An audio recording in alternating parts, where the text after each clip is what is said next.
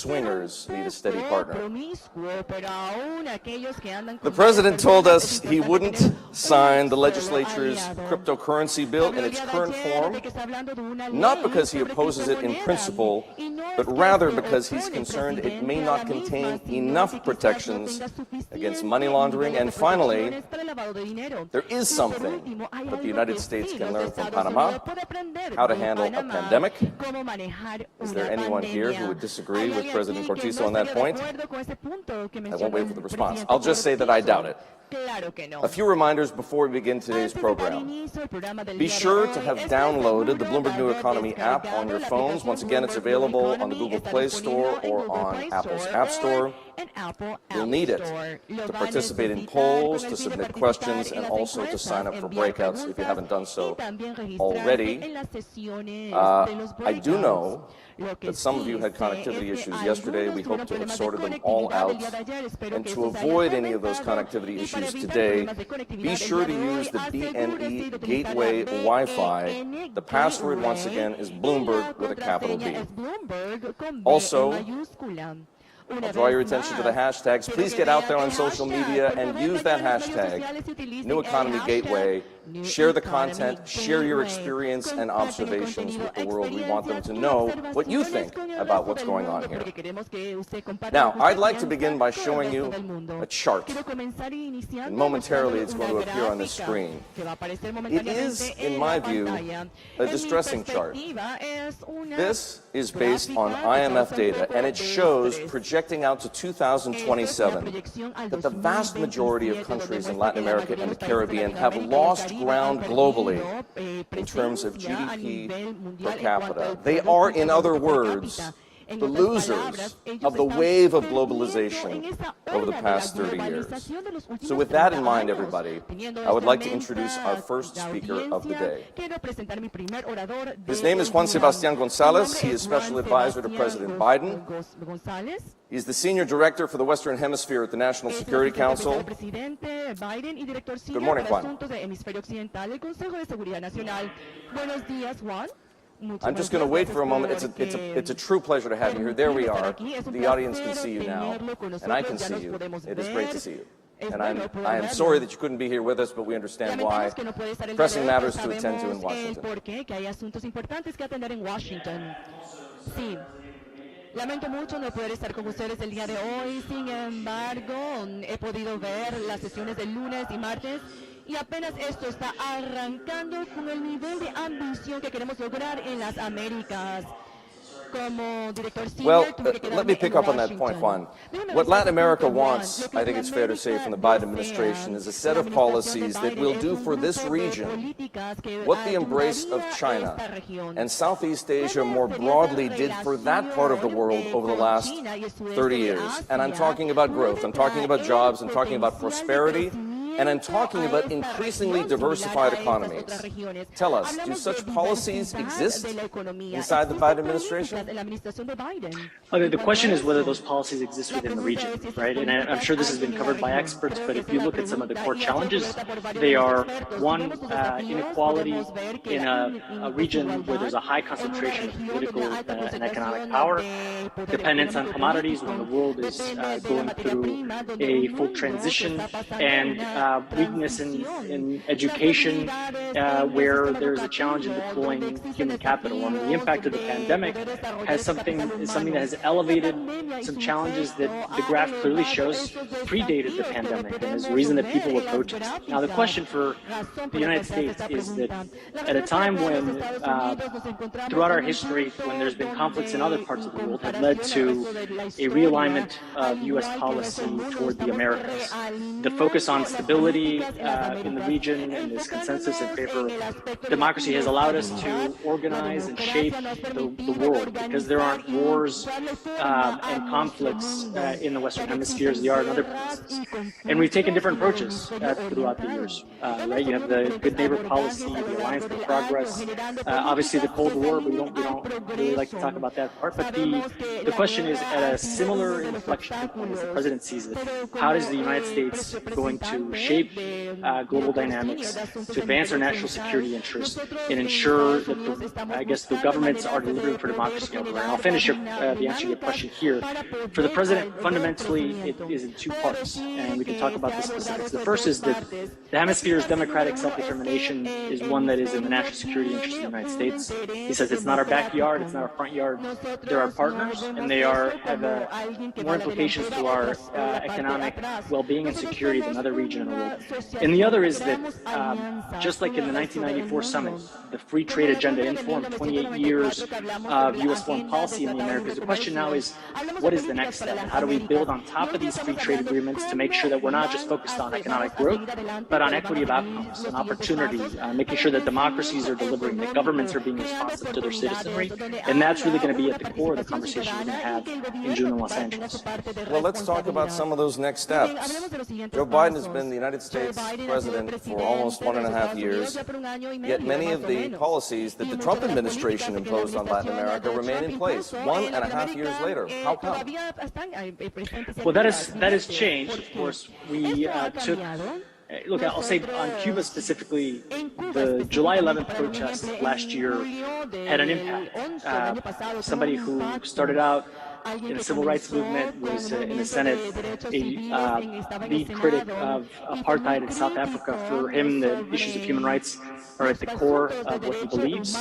Also, the treatment of Venezuelans by the regime, the crackdown in Nicaragua, and the closure of the democratic space, things that are central to who he is as a person, but also one that he recognizes have implications for the United States and for the region. And so he, directed us to engage with the community, to work with Congress, to undertake this Cuba policy review that he wanted to roll out before the Summit of the Americas, to put forward a view to these specific countries that did three things. Number one, supported dialogue as a way forward. Certainly, peaceful, negotiated outcome to the Venezuelan crisis is something that we support. Number two is we see dialogue with Cuba not as a reward, but as a way to advance our national security interests. There also, step two is we have to take steps that are in our interest or that really try to support the people of these countries. So his policy on Cuba is hard on the regime, but soft on the people, and that's where we took steps to eliminate prohibitions on travel, provide remittances, and so on. But the last one is on no compromises on matters of human rights. We've continued to sanction individuals, go after criminal actors, pursue the ill-gotten gains from Venezuela, from Cuba, but also sanction individuals in Nicaragua. And that is a coherent approach that is really looking at building an international consensus in favor of change. Those have been, I think, the core changes. But as we look at the summit, we're also thinking about new frameworks and tools to address a lot of the economic issues that you laid out. Since you brought up Venezuela, Juan, I'm going to go right there. President Cortizo told us yesterday here in Panama that the sectoral sanctions on the Venezuelan economy are doing nothing but hurting the Venezuelan people. And they should be eased or lifted altogether. And Michelle Bachelet, the former president of Chile, now the UN High Commissioner for Human Rights, told us the very same thing. Why are those sanctions still enforced?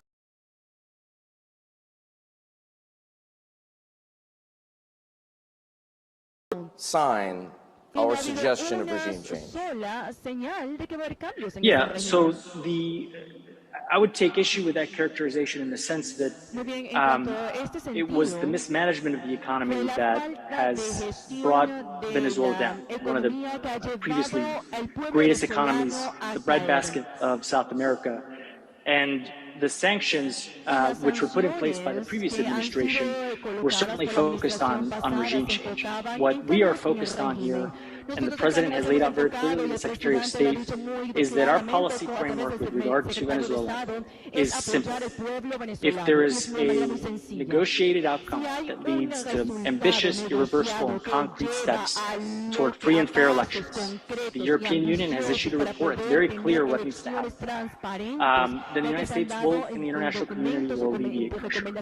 The opposite is true. If they walk away from the talks, if there is a further crackdown, the UN has also found a concerning record of extrajudicial killings There's been a closure of the democratic space. So if we're going to have a conversation about Venezuela, we should talk about what is the way forward that can empower Venezuelans to actually be the ones that determine their own future. And the focus of the international community should be on the negotiating table and on outcomes that really lead to the alleviation of pressures and incentives. So, forgive me, I know you took issue with the premise of my question, but I'll take issue with the premise of your answer. The sanctions are having an impact on the Venezuelan economy. That's undeniable. We can debate the degree to which they are, but they are. And so, what I take from what you've just told us is that until you see some sign of a free and fair election in Venezuela, regardless of how miserable life may be for ordinary Venezuelans, those sectoral sanctions will remain in place. Is that correct?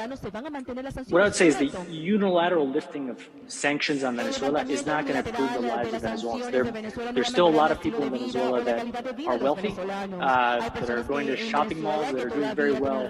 But for normal Venezuelans, if you get outside of Caracas and even inside Caracas, the lifting of sanctions is only going to line the pockets of the regime. And so we need to, has to be accompanied by concrete steps. And I'm not talking about regime change. I'm talking about clear steps that level the electoral point, the release of political prisoners, the validation of political parties. If there is wide reporting on steps that are practical, that advance the ball in terms of democratic freedoms in Venezuela, and that is what should be the focus of the international community to try to incentivize it to support. Thank you. That makes things much clearer. As you're well aware, there's a great deal of focus at the moment on the potential for Venezuela to supply the global oil market with more crude. What, if anything, is the Biden administration prepared to do to increase the flow of that precious commodity to the global oil market and to Europe in particular, which is increasingly starved for energy? Well, look, you're seeing the focus of our policy moves on Venezuela are 100% focused on trying to promote a democratic outcome. And we continue to stand behind those Venezuelans who want democracy.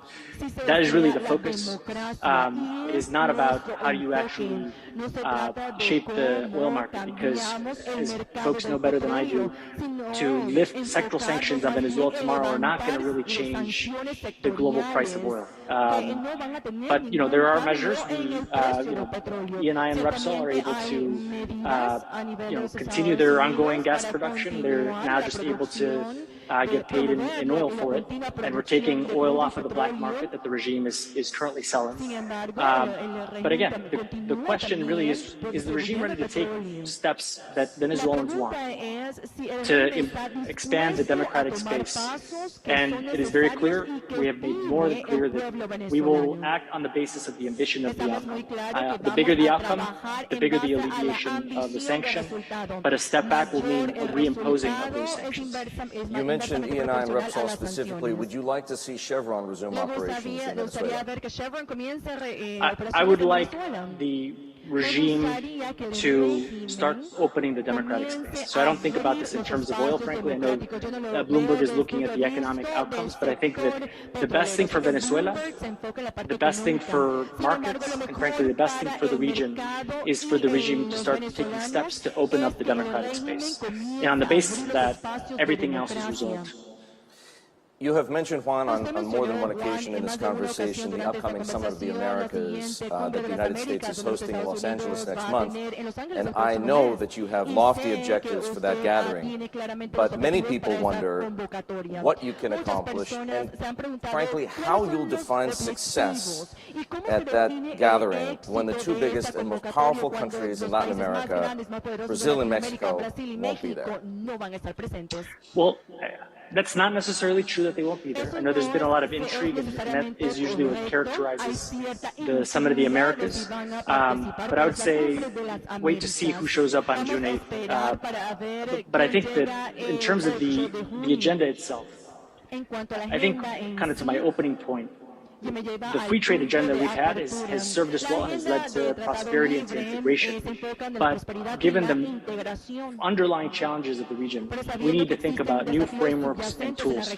Some of those are, for example, Latin America is a region that is middle high income, and so therefore a lot of the tools for debt forgiveness, for COVID response that have come out of the G20 space, the World Bank, the IMF, have not benefited countries, for example, like Colombia, that are doing everything right to manage their economy and are still suffering from the impact of the pandemic and the influx of Venezuelan migrants. So we have to develop new tools, even I think concessional and grant mechanisms for countries that are taking what are sometimes politically difficult steps to address some of the structural challenges that they're facing. We saw Duque try to pass a tax reform that all analysts said was the right thing to do, and was met with protests. So how do you actually create the tools and incentives that lower the political cost around those sorts of decisions? The other is, just briefly, is on economic frameworks.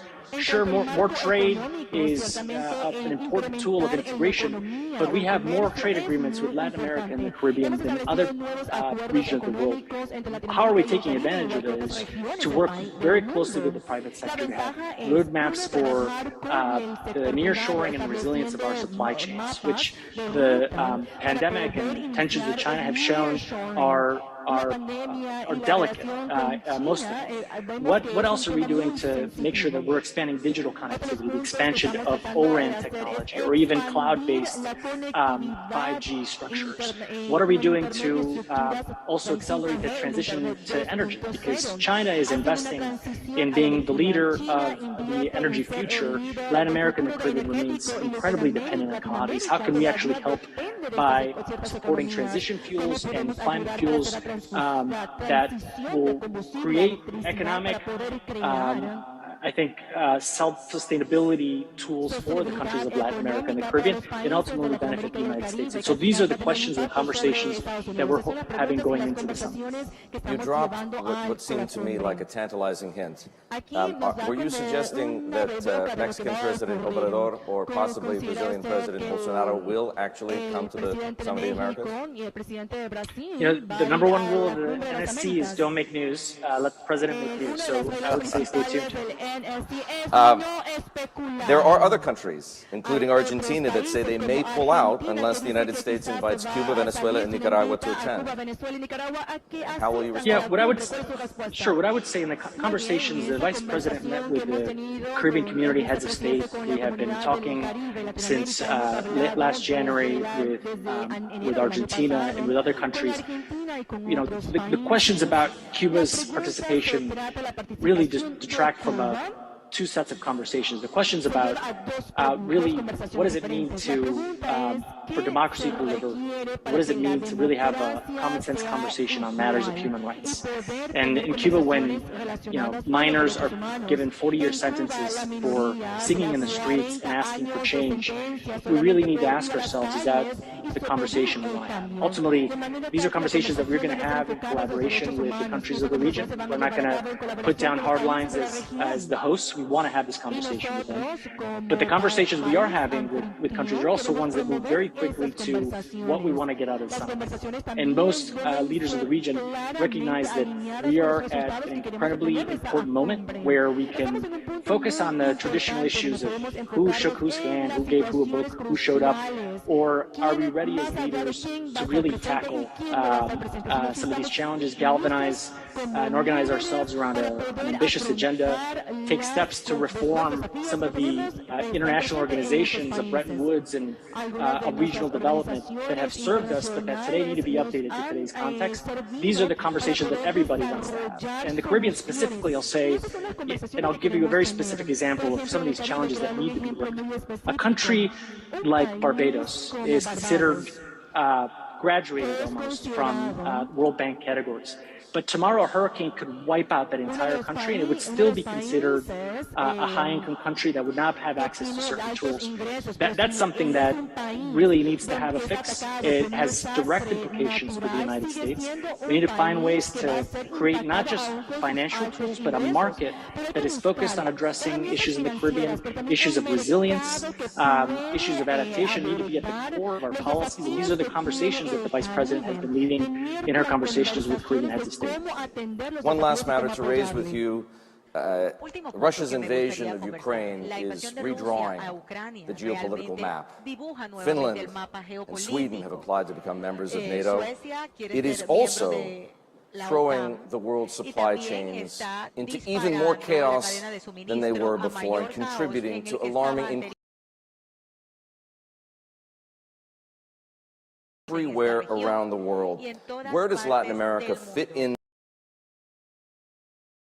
respect to efforts to end Russia's invasion of Ukraine? I'm That's an talking excellent about, question.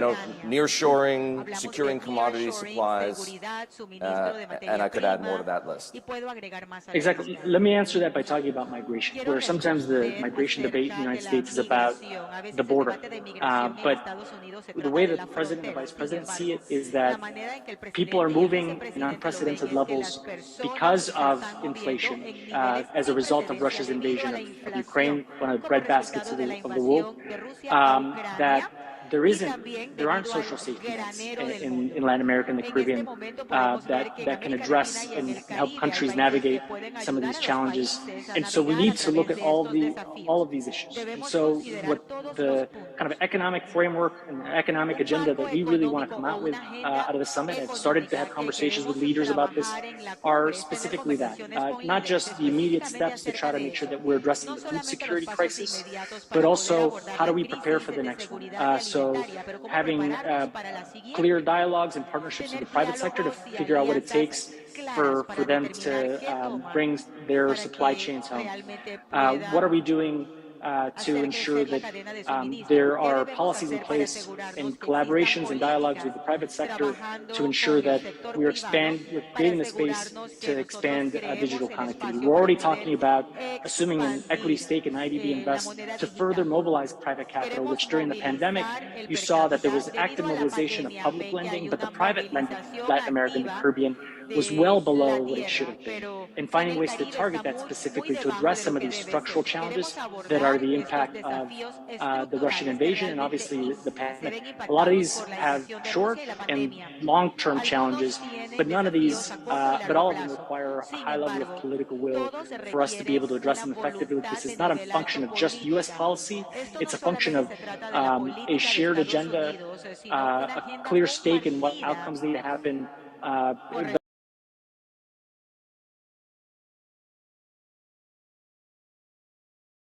help make the Western Hemisphere one that, as the president likes to talk about, we should aspire to one that is secure, middle class, and democratic. Juan Sebastian Gonzalez, I want to thank you personally and ask our audience to join me in thanking you for spending time with us at Bloomberg New Economy, Gateway Latin America. Thank you.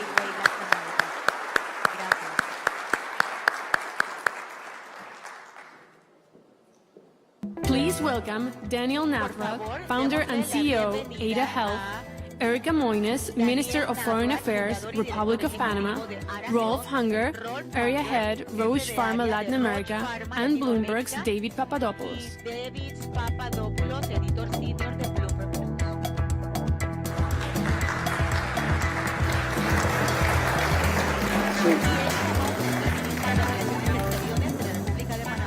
Good morning, all. Welcome to our conversation about preparing for the next pandemic. And I got to say right off the bat, preparing for the next pandemic, I'm like, come on. I mean, I don't want to go there yet. I'm not ready for that. We got to get out of this first one. But I do know, Canciller, that you have played a big role for Panama in fighting this pandemic. And I also know that knowing how prepared you are, I'm sure you guys are already thinking about the next pandemic and what you need to do to prepare for it. So what are you doing? And what, from the lessons you've learned from this one, what is applicable going forward? Thank you. I think, so what are we doing? We're all struggling to get out of it. And I think the idea of any form of lockdown or getting the kids away from school is something sacar a los niños de la escuela realmente no se debe considerar. Prepararnos de la mejor manera posible realmente afecta la economía de la manera en que la pandemia anterior lo hizo. Es sumamente importante, no solamente para Panamá, sino para todos los países. Quiero hablar un poco, ya que mi papel como ministra de Asuntos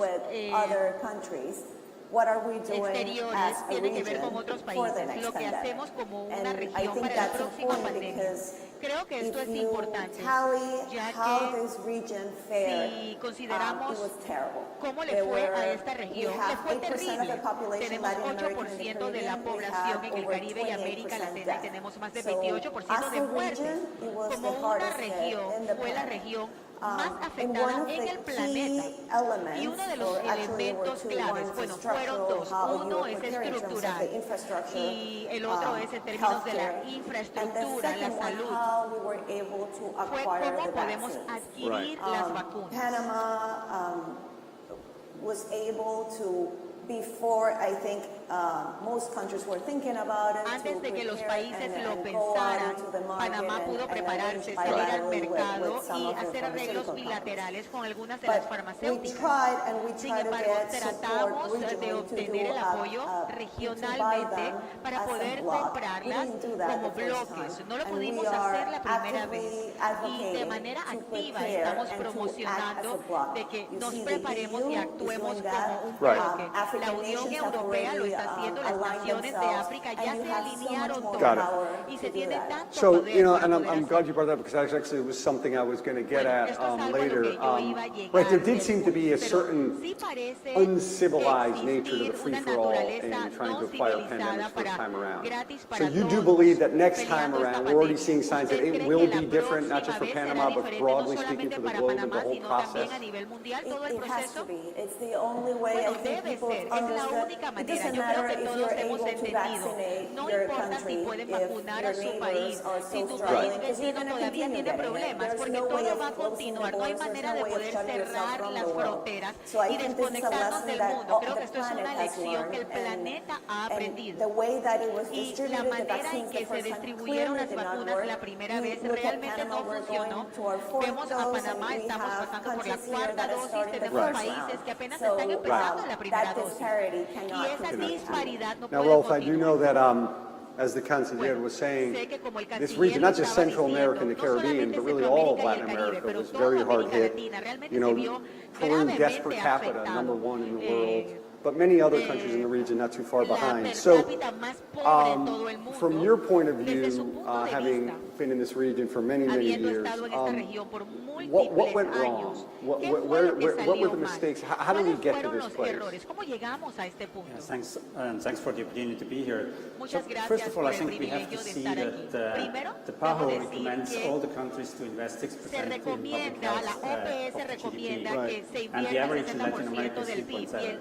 So basically, there is for a long term an underinvestment in health. And I think what you have seen is you have had the economic consequences as well for the long lockdowns that you have to do in order to make sure that the capacity is basically sufficiently for the demand that exists. You have seen this dramatic scenes in Guayaquil, in some parts of Peru, and in some parts of Brazil. And I think it's clearly that the capacity wasn't there to handle it. I think that's the main thing, I would say.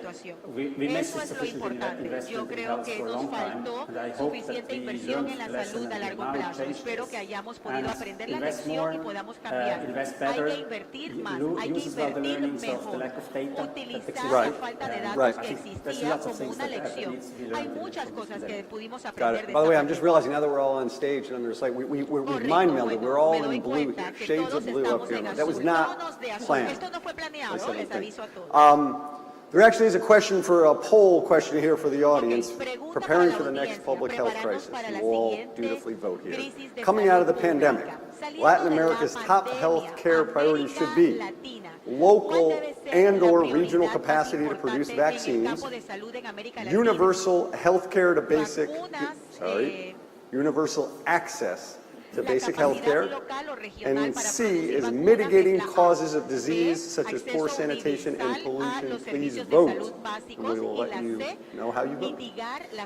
Daniel,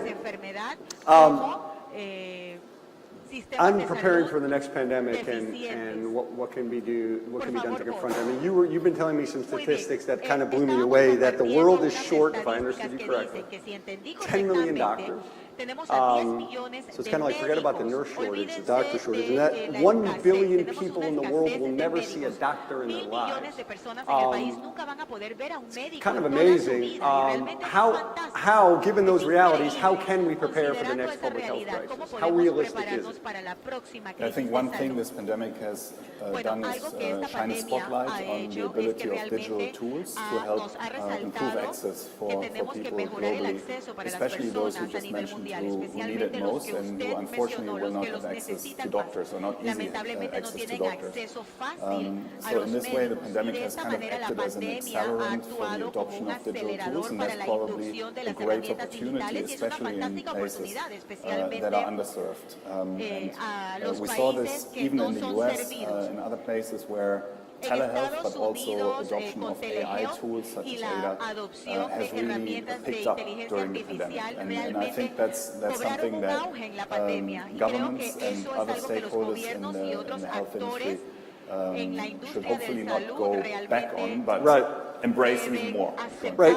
Now, I know that you are the founder of a startup that has something right in that space, and I know that it's been growing. And I guess the skeptic in me will ask you a couple of questions. One is, I'm not talking to some AI bot to tell them my health secrets. I'm not comfortable doing that.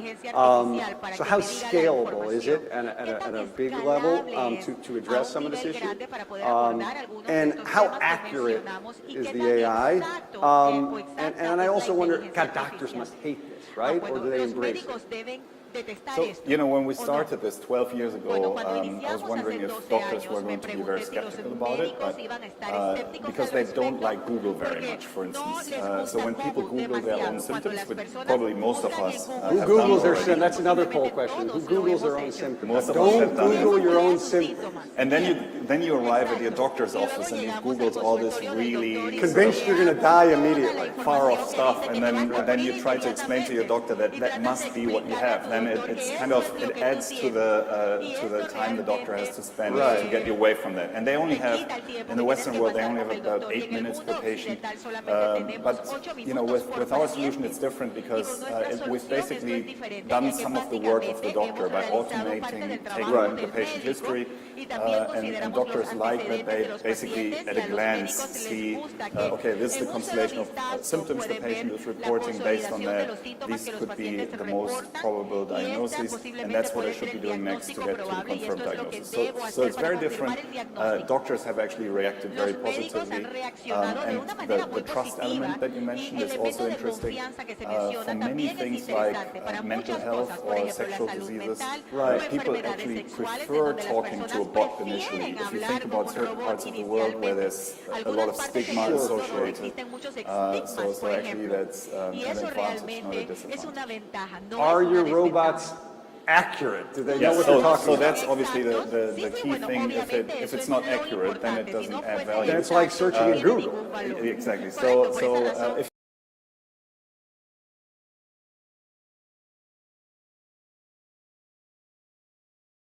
diagnosis, right? So with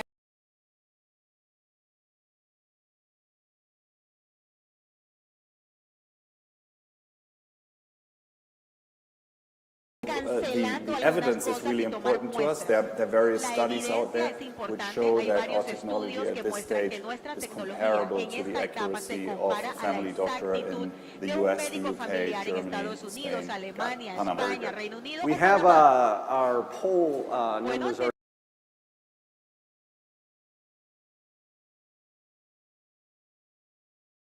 basic health care as the top priority for the region. Makes sense to me. Rolf, one of the things that you were telling me is that one of the things that really jumped out at you and you thought was a positive from all this was the spirit of collaboration you saw among pharmaceutical companies in the industry. Tell us both a little bit what that actually looked like and how that played out. And are you optimistic that this is something that will translate and continue forward, or was this just some one-off? We were in a moment, we were on a war footing, so we were buddies, but now we're back to all fighting. Well, I think we have seen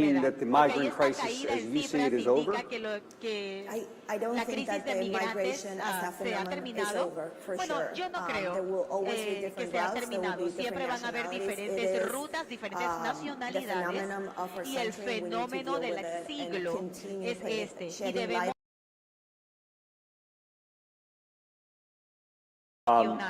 Daniel, your app, as you see, is something of a leading indicator in terms of COVID trends. Tell us what you've noticed over the course of the pandemic in terms of your numbers and how what you see. every couple seconds, someone somewhere in the world is entering a new case in our app, so we have a relevant statistic sample size where we could see that the number of COVID cases, which is about 25% of all the assessments that happen in ADA, developed in parallel to the published numbers that you can see on the websites of Johns Hopkins, etc. But I think we need to analyze the data even more, and this is where technology can help, because we shouldn't only look at transmission and infection rates. We also need to look at the indirect effects of measures such as lockdowns and so on. So what we did is we did a data analysis where we looked at the development over time during 1 year of COVID, of depression, especially in for instance, was in Germany, where very, very long time, depression in children went up by over 100%. In Switzerland, they had in children. So, as governments to take a holistic view.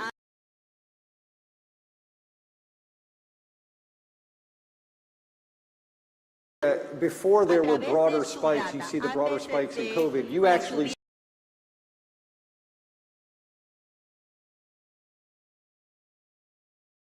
right? Yes, which makes sense. See things actually a little bit before certain public health systems would see them. For instance, in Germany, once again, it's mostly still fax and sometimes letters by which the public health. This does. We need that data on the terminal. Yeah. One thing to add on this, yes. What we have seen as well as a negative impact of the COVID patients. Right. I think what we have on chronic diseases or on cancer or on others.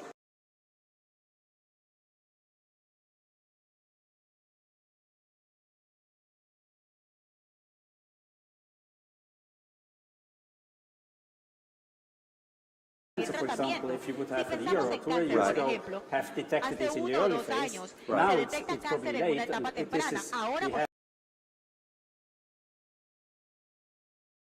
This is the consequences that we still face as health. Right, and those consequences are still playing out. I mean, those talk about, and this is a very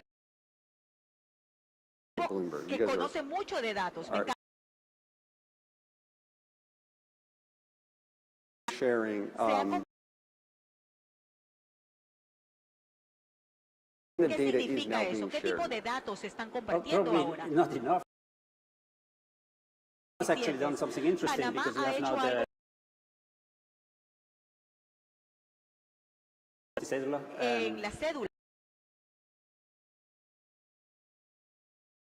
If you think long term, right.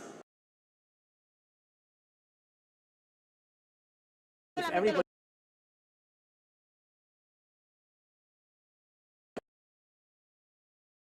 decrease healthcare costs tremendously. So, but we are not there.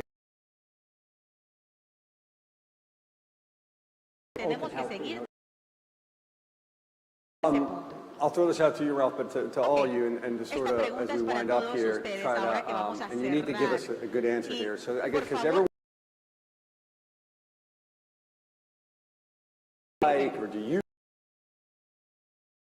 months away from moving to a world in which we treat this as a seasonal flu kind of thing, or are we still years away? I've stumped Ralph. The problem is the forecast. Bueno, el problema es que muchas cosas pueden salir mal con una proyección. Entonces pienso que es demasiado temprano para decir eso. Las señales son buenas porque ahora vemos que los síntomas son menos severos y ahora right. So when we're here a year from now, or whenever 2 years, are we still going to be masked up? ¿Creen que todavía vamos a usar mascarillas? Bueno, no sé, no sé. Canciller, ¿qué dice? Canciller, ¿qué dice usted?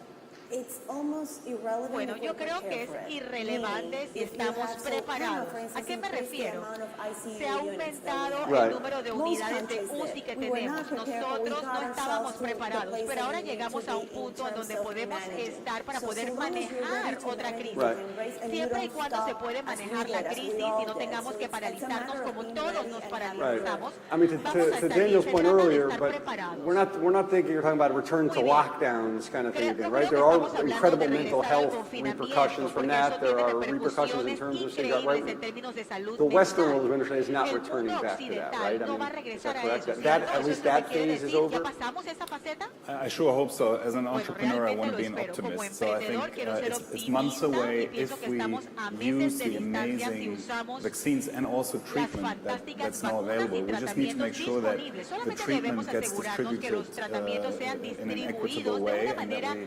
identify the people who are equitativa eligible e and identificar get a it las to them. And personas again, elegibles I'm y obviously hacérselos biased, llegar. but technology Obviamente can play a tengo un big role in sesgo, pero la helping. tecnología puede jugar Last un question, papel then we importante. need to wrap up Bueno, here. But to última tell the audience the Dígale a la Spanish audiencia, you por chose favor, for your. el This español is que a usted big problem. Apparently, eligió, you did not choose Panamanian Spanish. posiblemente Well, ni we siquiera es el broadly español chose Latin panameño. American Spanish, Bueno, which, you know, I know elegimos el that's not español de really a América thing, but it's a Latina. little Realmente different no es from. algo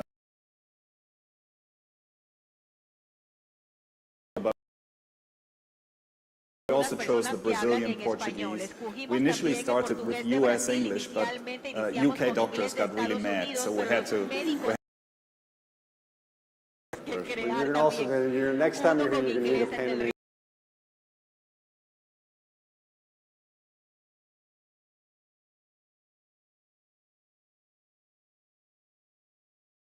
Yoseres Crop Solutions, Arthur and Cousin, CEO and Managing Director, Food Systems for the Future, Marcela Escobari, Assistant Administrator, USAID's Bureau for Latin America and the Caribbean, Mauricio Rodriguez, President for the Crop Science Division in Latin America, BEAR, and Bloomberg's Carol Massar.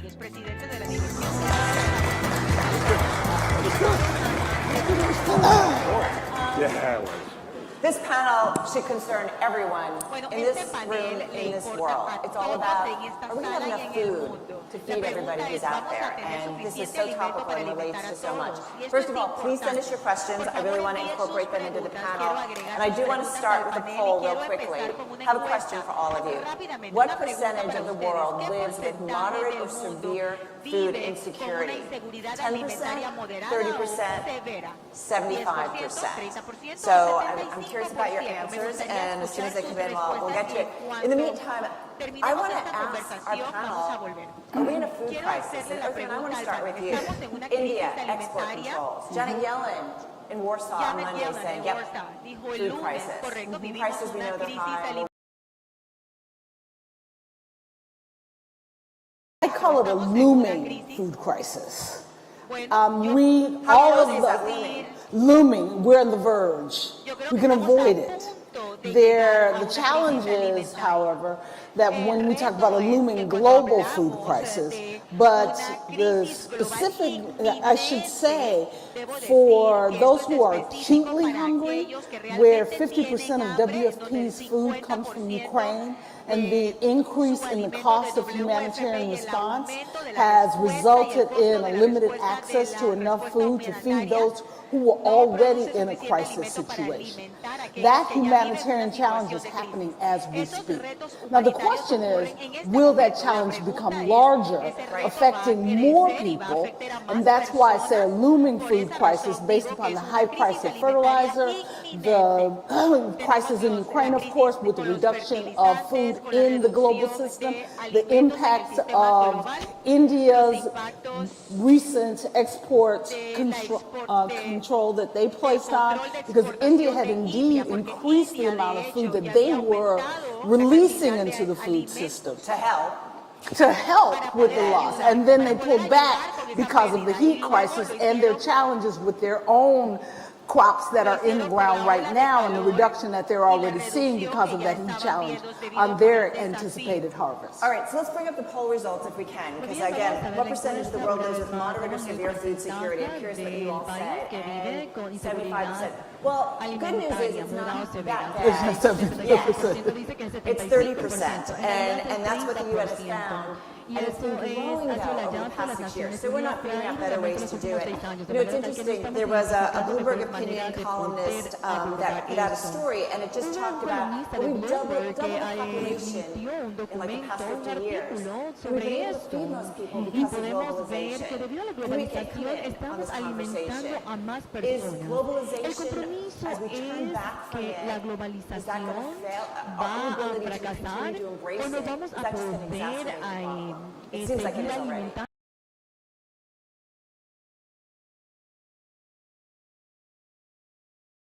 The supply chains that have been put together by the private sector, all of the regulatory frameworks on the global trade, that has been built preaching on globalization. And I think that it would be very, very hard for the world to go back to a non-globalized supply chain when it comes to commodities, mainly. When you look at what's happening with grain, grain as a commodity is a global supply chain and a global business. And the companies that operate in different countries are the same companies. So if you look at who's operating in Brazil, the US, Canada, Argentina, to make a reference to the Americas, those are the same companies. And their business is built based on globalization and global trade. So I think it would be very, very hard to basically build again something that doesn't count on globalization. Marcela? Should we be surprised that we're here? No, as we know, this is this looming crisis in security, food insecurity, particularly in this hemisphere, has been worsening even before the pandemic. And just the pandemic and obviously the war in Ukraine aggravated it. And as Ethan said, this is a triple whammy, right? Food, fuel, funding, three things that are hitting the region in full force. And I would say climate change, even though it doesn't start with an F, is also something that's affecting the region. Mauricio, come in in terms of your perspective and what you're seeing. Yeah, so just building on what has been already said, it's a continuation of what we were already experiencing with climate change. Certainly the COVID situation didn't help at all, and all the conflict on top of all of that. So at the end of the day, I feel like we are in a situation that we need to collaborate more in order to figure out some alternatives for getting out of this situation. And maybe that's the time for private and public sectors to be more closer together so that we focus on new alternatives and solutions. We're talking about it. We're not seeing enough of it yet.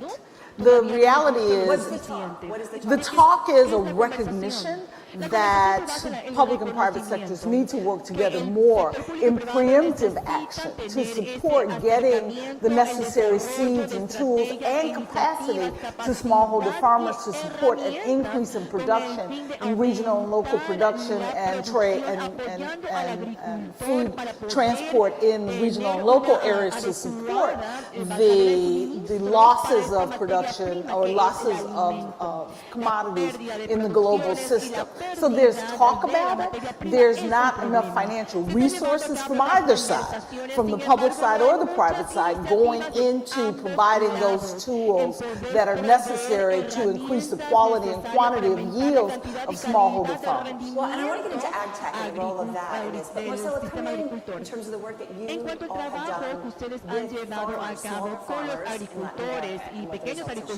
America. And look, as we, as I talk to the region and our mission directors and say, how is it that we should pivot given the crisis? A lot of them say the work that we've been doing with smallholder farmers in building that resilience for the last decades is actually the work that needs to continue. Is what we were talking about here, that technology to improve yields, to improve productivity, to have technology about climate resilient seeds, about the improved use of fertilizer. We did collaborative research in Ethiopia that shows that with these new practices, you can reduce the use of fertilizer by 80% and improve yields up to 200%. It's just that technology exists, it just doesn't spread to the small smallholder farmers. In Latin America, we have some of the most innovative agricultural practices. They're just concentrated. And that's the work of government, and that's the work that we're trying to support. So you guys are working with smallholders, as you call them, or small stakeholders, including smaller farmers.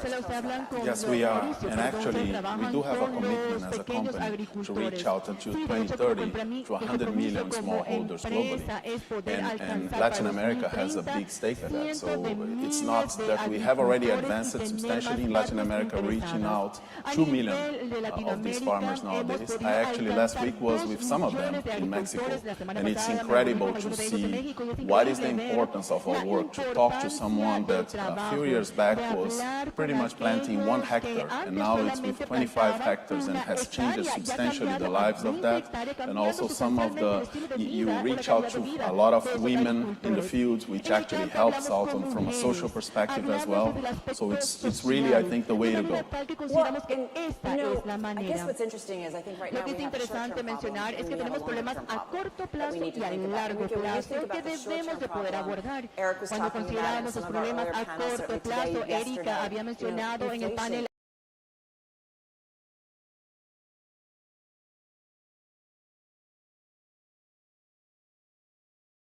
persistente. ¿Cómo lo podemos abordar? Well, first than anything, I think that the food security crisis that is looming is not something that we can solve in the short term. So we need to be careful about the decisions that we make today. And I also think that there's a very tricky trade-off between the short term and long term, because before this food security crisis, we were talking about sustainability in our culture. So are we as humanity all of a sudden going to shift into forgetting about sustainability and it's again about quantity? I think that is the part where we need to think very carefully what we want to do. And in that regard, science and technology play a major role. It cannot be underscored. But science and technology takes time.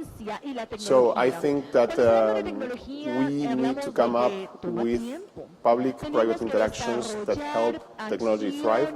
There are technologies that are becoming available that might help a lot in the short term.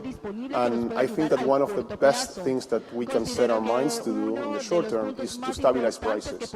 So when you look at what's happening with agriculture and yield, it's not so much about how much yield we can accomplish, but about what are the things that affect that theoretical yield. So there's enough food when things go right. What happens when you have drought? Or what happens when you have something coming from the geopolitical side like what we're seeing now? That cannot be managed by technology, but on the quantity, on what we do with yields, how do we stabilize food supply, there's a lot that can be done, and I think that is where we need to basically work together. Look, agriculture accounts for 1/4 of the GHG global emissions. It is the only industry that fundamentally has a call and a moral duty to achieve carbon neutrality, because it works with living organisms. It works with plants that consume CO2 and deliver yield, and I cannot think of a more noble task than that for the current situation of humanity. Well, you guys are working on this, and you are thinking about how do you put a floor in yield, right? So that we have stability in pricing. How do we, Mauricio, use more of the environment? Mauricio, hablemos acerca del aspecto del ambiente. El término de ser circulares, que es una economía circular sin crear un impacto directo al ambiente. Technology at the end of the day is the solution for that. So having varieties that are certainly more stable on the longer term helps you, because you are able to produce and to get to more yields without having to grow more land. So that at the end of the day is a solution for the equation. So how can you produce more in a smaller amount of land? It's certainly the solution. And it comes with variety technology, it comes with a lot of digital farming, so understanding the environment, understanding how you can produce more, understanding the whole environment, and also having good varieties. I think that's the solution. When you talk about digital farming, you are in constant communication with the farmers and data coming back and forth, Yes. Yes, at the end of the day, it's in a simple way, it's just like the waste. So how can you get more data from that, and how can better decisions in a way that they have simple and better and fast decisions. At the end of the day, that's... Thank you for letting me jump in here, because the reality is we cannot trade off the equitable, sustainable transformation of the food system to increase, which is the commitment that the global community made last year during the UN Food Systems Summit, to increase the quality and quantity of the yields. They are not inconsistent. What we're talking about here is a functioning global food system, but also supporting smallholder farmers' transformation to that more sustainable production, agricultural production, with the kinds of seeds and tools that Mauricio was just describing that are available today to large farmers, but not to enough small farmers. And fertilizer prices also will create an incentive for farmers to really think about these practices. So it's an opportunity for us, for governments, for aid organizations to have this technology spread, because smallholder farmers are going to be looking for that now more than they were 5 years ago when fertilizer at the lowest prices. If I'm going to put you on the spot here, because you and I were just talking earlier today about USAID's commitment to using the progress that you've made with smallholder farmers on precision agriculture as part of the emergency response. You're performing that preemptive action with smallholder farmers, beginning to accelerate and increase their knowledge about precision agriculture, the tools to support precision agriculture that will give them the capacity to increase the quality of their yields, but also addressing the challenges of doing it in a much more environmentally friendly way, with less water, less fertilizer, better seeds that can change their production from how they produce, but also increase what they produce. I mean, it sounds like we have the tools, we have the understanding of how to do this. Why is it faster? I'm putting you on the spot. Okay, first of all, I think it needs to be an issue of focus, right? And this is something that is the role of government and private sector together, right? The private sector is going to innovate, and it is government's role to make sure that innovation spreads, right? And that's not the case, not only with agriculture, but other things in the region. So I think this is an opportunity. Not just because this is an ag region where a high percentage of the population relies on their livelihoods in agriculture, but it also, as Evelyn said, these smallholder farmers could be the source of a solution for affordable food and for the reduction of the numbers that you just showed. So do we have to think about, we talked about globalization to begin with, do we need to think about a world going forward mundo que de aquí en adelante con la situación de Rusia, Ucrania y China no son los contribuyentes que lo que eran antes por la inestabilidad política. Debemos considerar otras fuentes disponibles de una manera más sostenible a largo plazo. We were talking about the potential nearshoring of food systems. We're talking about nearshoring for semiconductors, for machinery. Why not think about the importance of nearshoring for this hemisphere of food systems? I think that's an opportunity. But what do you do, like, okay, we've talked about Africa, and I said to you, you said lots of land, lots of, but there's a lot lacking in terms of it being a big producer, right, when it comes to the food chain.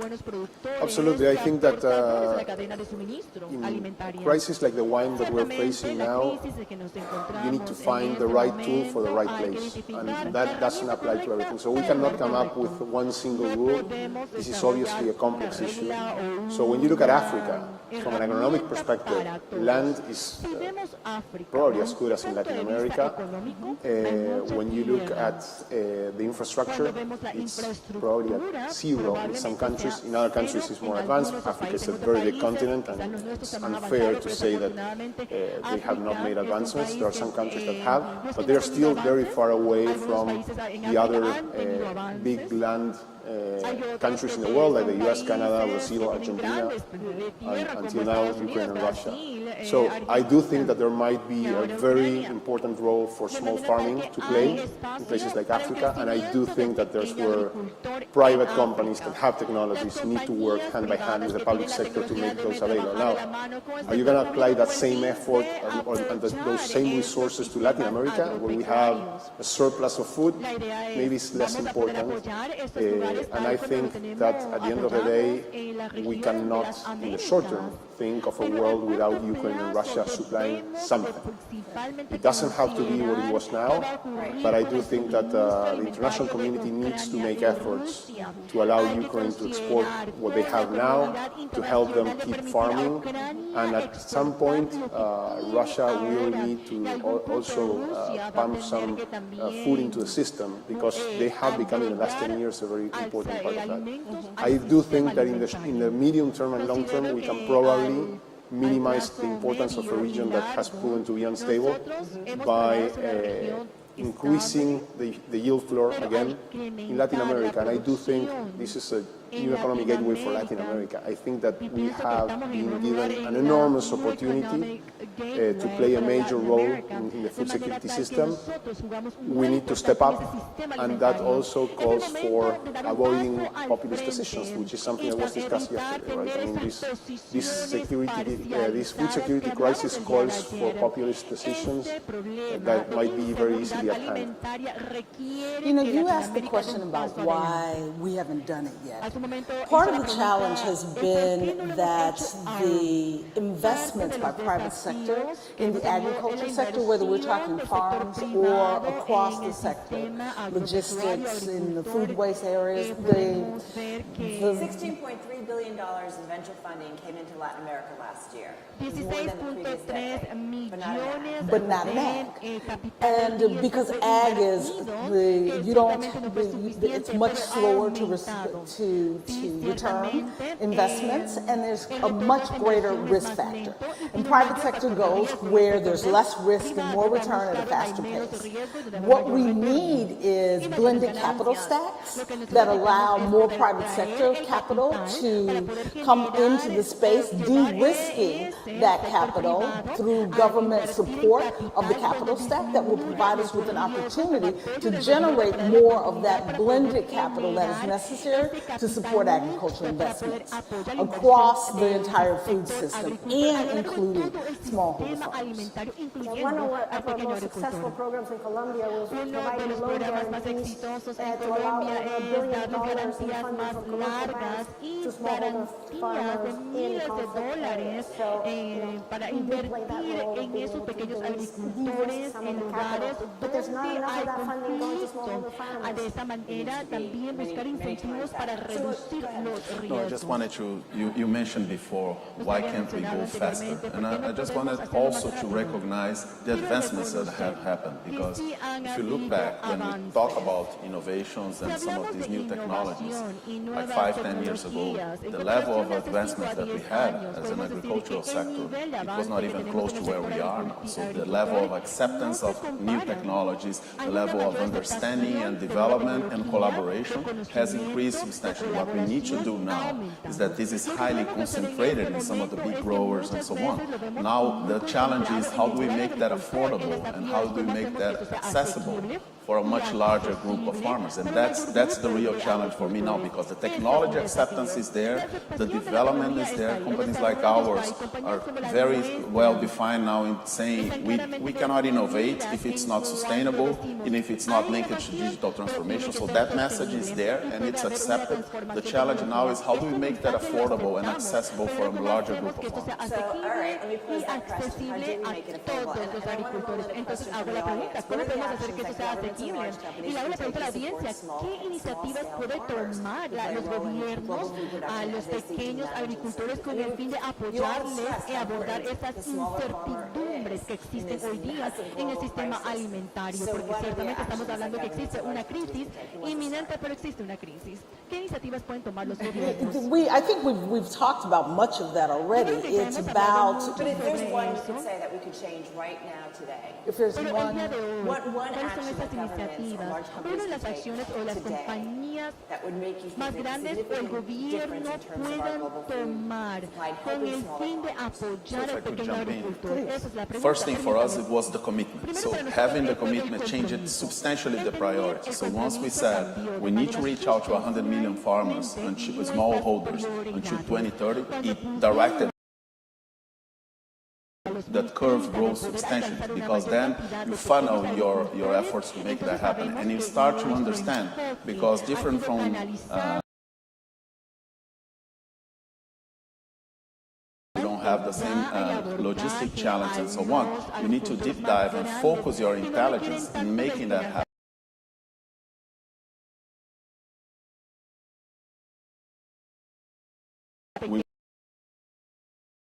Farmers in a few years, but we have already gone through that. So I think focus and priority makes you have all the necessary resources for you to make that happen. Yes. And let me just point out how important that 100 million number is in the smallholder farmer community. There are 500 million smallholder farmers. A commitment to support 100 million, that's a fifth of all the farmers in the world. That's massive. We need to remember that smallholders, despite the importance of the international trade system, produce 80% of all the food that is consumed in the countries where they grow and work.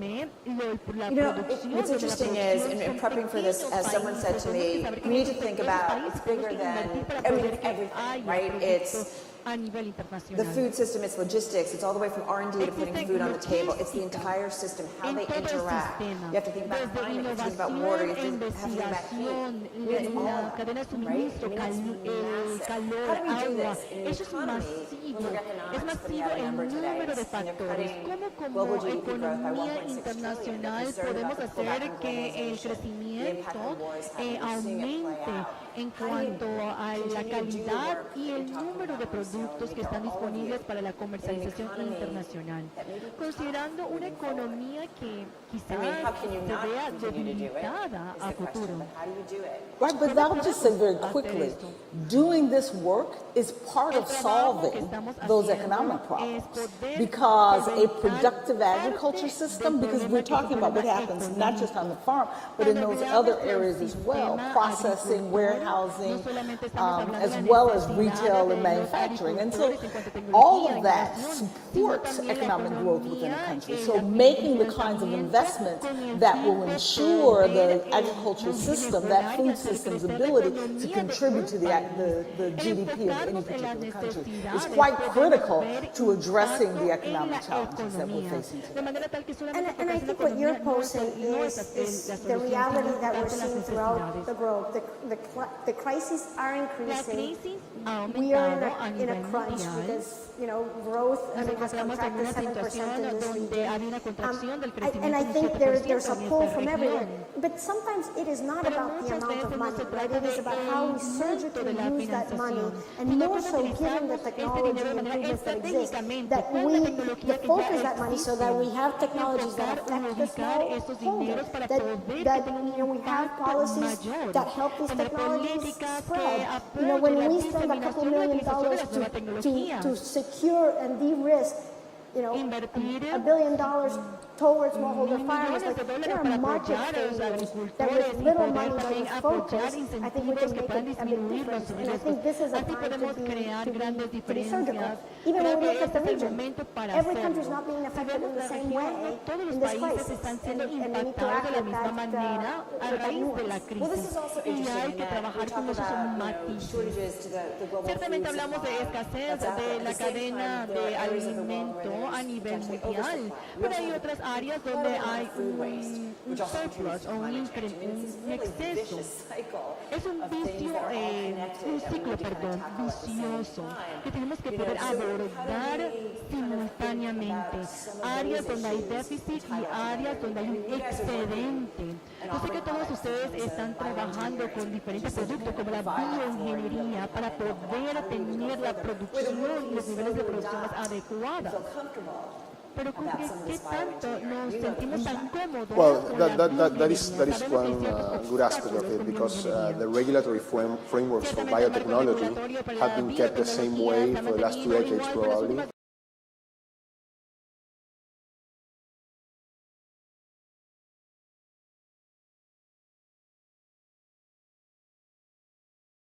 I mean, the first technology that came about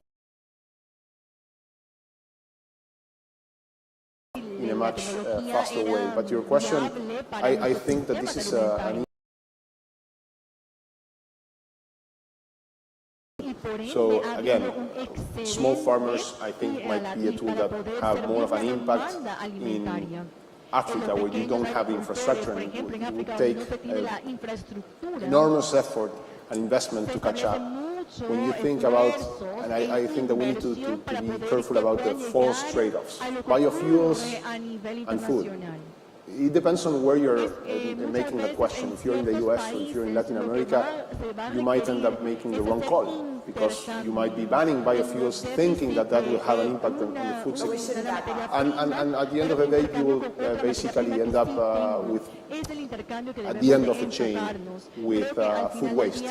So I think that, again, we need to be careful about the solutions that we find to this, because applying one recipe to a global security issue for food is not going to work, and might even create a worse situation. And to your previous question on the global economy, I'm going to be more basic, and I know that there's a lot of economists here, so I want to be careful as an engineer. But food is the very basic that we need, right? So when economic crises come, it becomes clear what is important for humanity, and it has become very, very clear now that we have not yet found a final solution for food security.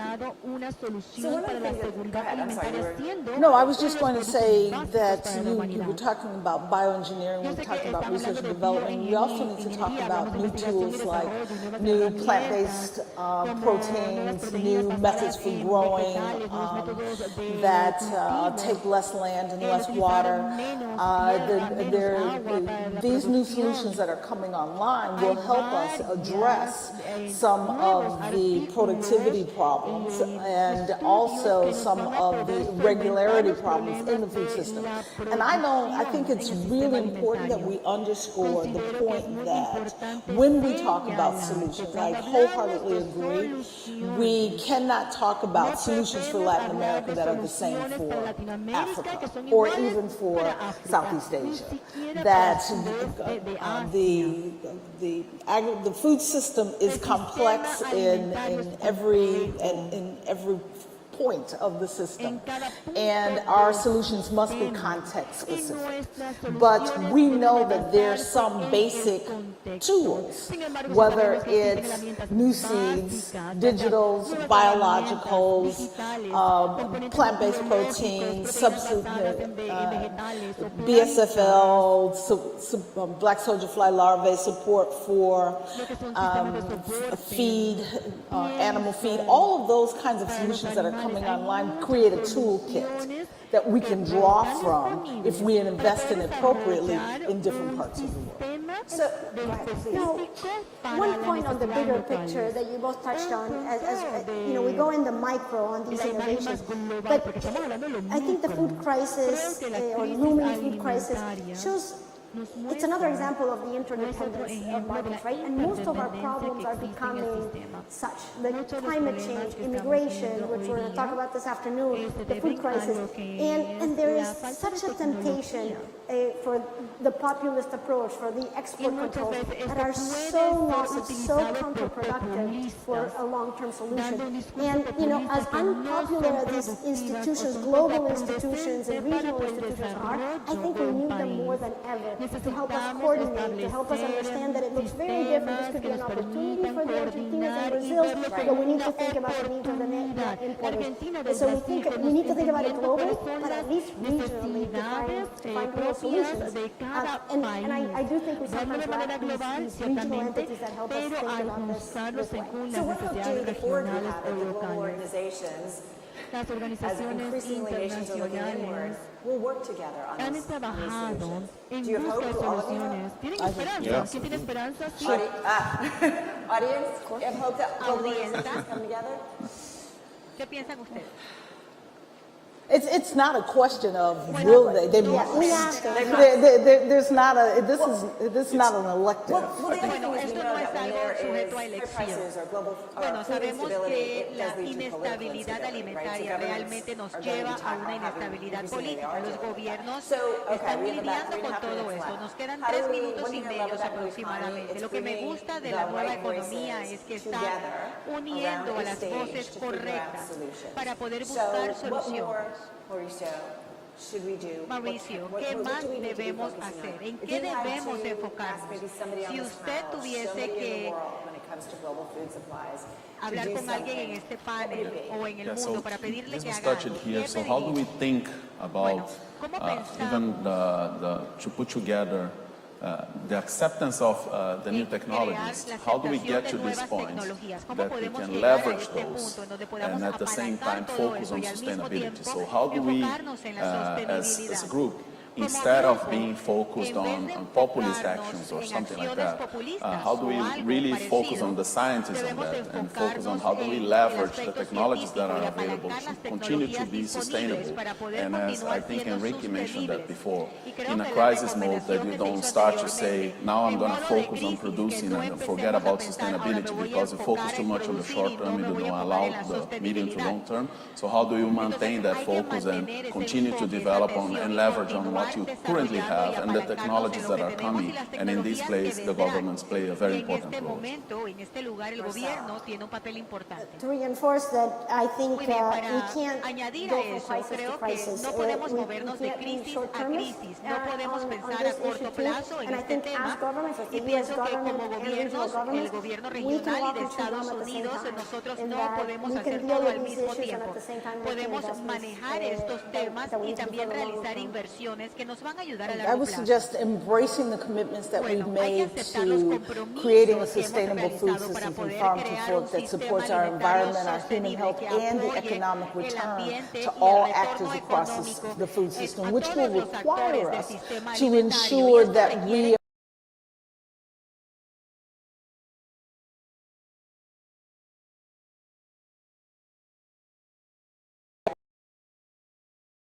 of whether you're a poor consumer or a poor farmer, that you have the ability to access the tools that will provide for the affordable, nutritious food. I would say that there's still work that needs to be done from a capital perspective on providing sustainable capital to agriculture. Agriculture has, as I was saying, a strong mandate to not only provide food to the world, but also become a huge carbon consumer.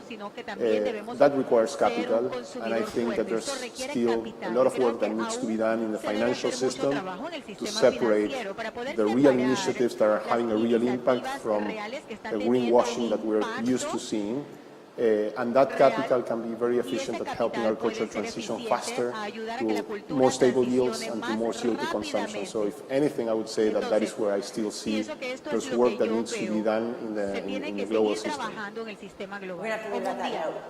Muy bien, vamos a cerrar con estas últimas palabras. Nos han dado mucho para pensar. Gracias a todos por su tiempo. Aplausos para todos. Gracias.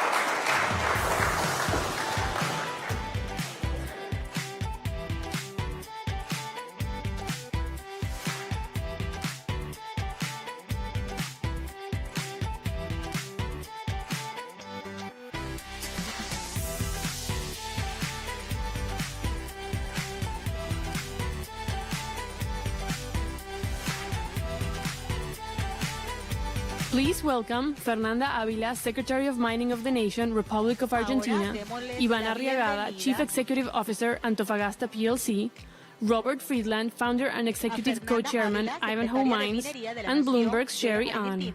y van a arraigar el gerente general de Antofagasta, Robert Seidler, fundador y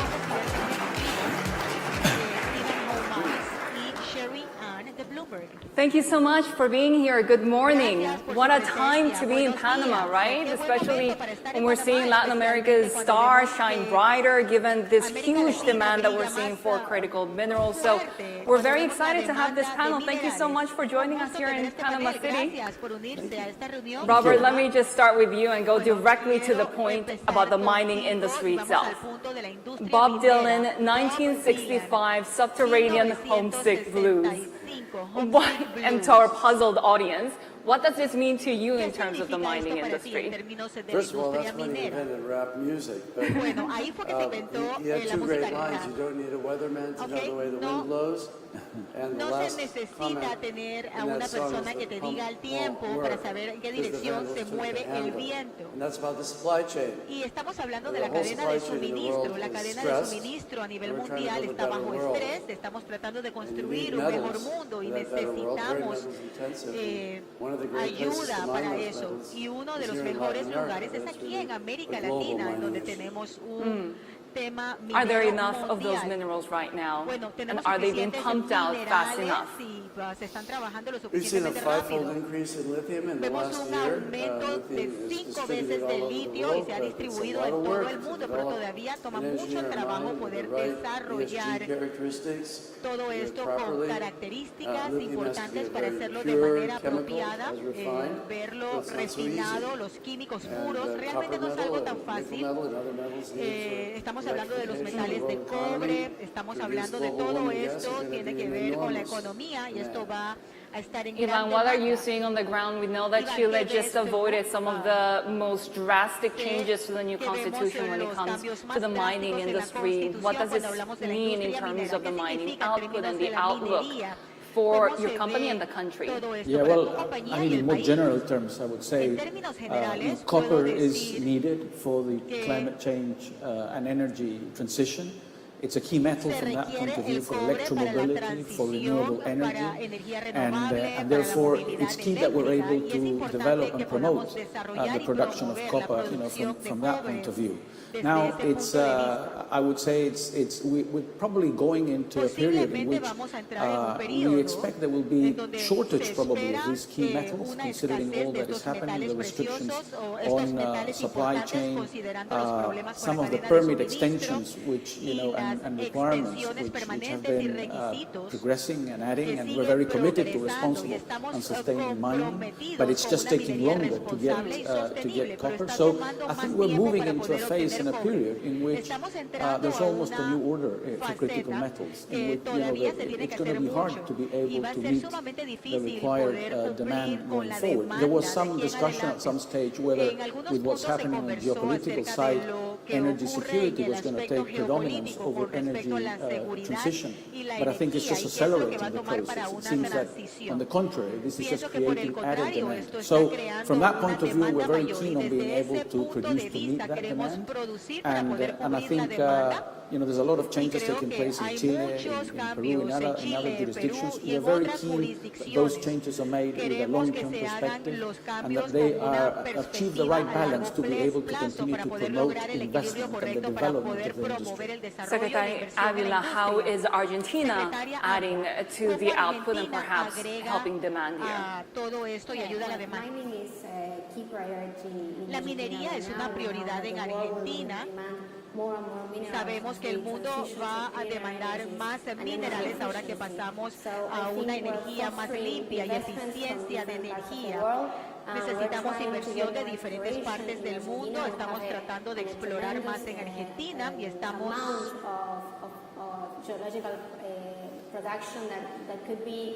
pasando por una producción geológica importante. Es importante poder compartir. tenemos 6 proyectos de litio en este momento que se están trabajando y los proyectos están expandiendo las operaciones y en los próximos 5 años aproximadamente podemos multiplicar por 6 nuestra producción actual. Esto le va a proporcionar al mundo el litio que requiere. También tenemos múltiples proyectos de cobre. Estamos en las etapas avanzadas de exploración. Por ejemplo, una es en el campo de la construcción.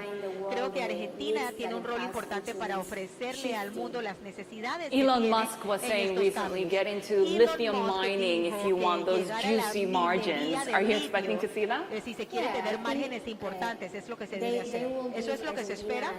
Correcto, esto le va a dar a Argentina estos proyectos que mencioné anteriormente, los 6 proyectos que se están trabajando y los que se están expandiendo en operaciones, van a multiplicar nuestros niveles de exportación.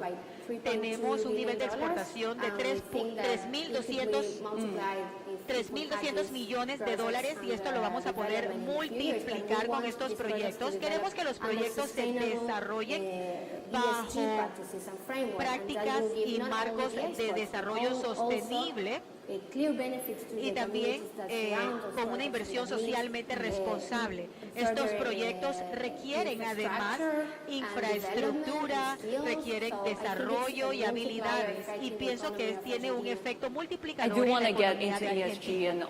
Bueno, quiero hablar acerca de la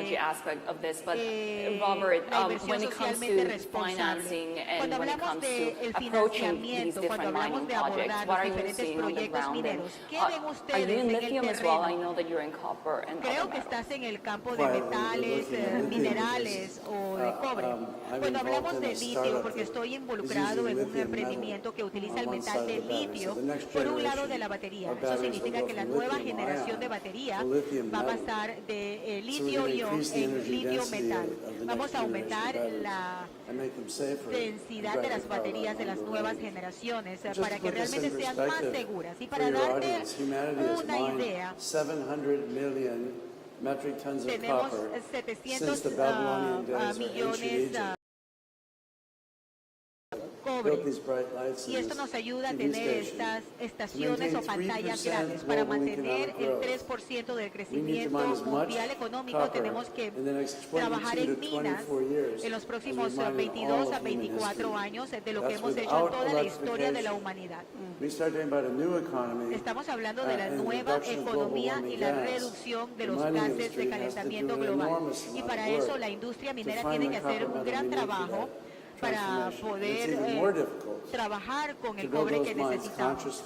Y es difícil poder construir las minas de una manera sostenible y conscientes, porque podemos construir un mundo mejor y al mismo tiempo destruir el proceso de minería. Me complace decir que John Paul y mis colegas están haciendo un fantástico trabajo en Chile y Lucas Landín Filo en Argentina. Tenemos muchísimo trabajo en la industria para poder apoyar esta nueva economía. Iván, ¿qué es lo que ves en el terreno?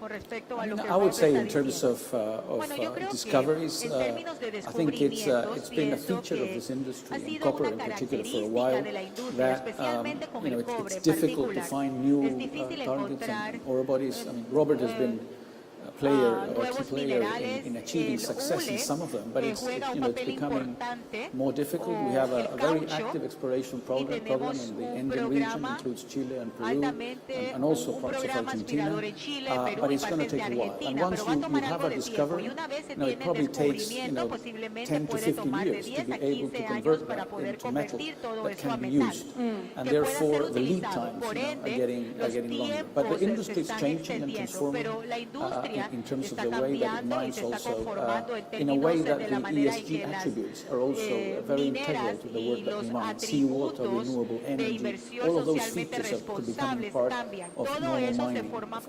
Which is why you've also called this whole vision and dream of electrification a fraud. Well, it takes time to get all those minerals that you need. Toma tiempo poder obtener todos los minerales que se requieren. Correcto, no tenemos se tiene la demanda de nueva economía y la reducción de GEI, pero ahora tenemos una intención mundial de la economía. Si hablamos de la industria minera, nosotros podemos trabajar minería en Rusia, Ucrania, eso ya no existe. No podemos ir en donde llueve demasiado porque eso crea problemas. Y es una responsabilidad. Y mientras suben los precios de minerales, todos quieren un pedazo del pastel. Y tenemos que ampliar a las mujeres en la minería, tenemos que cambiar el software acerca de cómo se ha manejado la empresa. La minería está en el proceso de reinversión y no vale la pena satisfacer un mejor mundo y trabajar en minería de manera inconsciente. La industria ha sido muy conservadora. Estamos aprendiendo a pensar diferente. Hay que pensar de dónde viene la energía para poder trabajar en la minería. Y creo que Antofagasta es un líder y somos líderes en buscar una nueva manera de trabajar la minería. Pero no vamos a tener una nueva economía sin la minería. Y es importante entender que no podemos llegar a ese punto. No podemos deshacernos del petróleo. No podemos deshacernos de las emisiones are 10 or even 20 times more copper intensive porque than the old way of generating energy. Esas maneras son más intensivas que las anteriores. Nuevos sistemas de energía. And this new mindset when it comes to using green technologies in a sustainable way in order to advance the mining industry. Secretary Avila, does Argentina in a way have a latecomer advantage because you're adopting these technologies from the get-go? Sí, sí, claro que sí.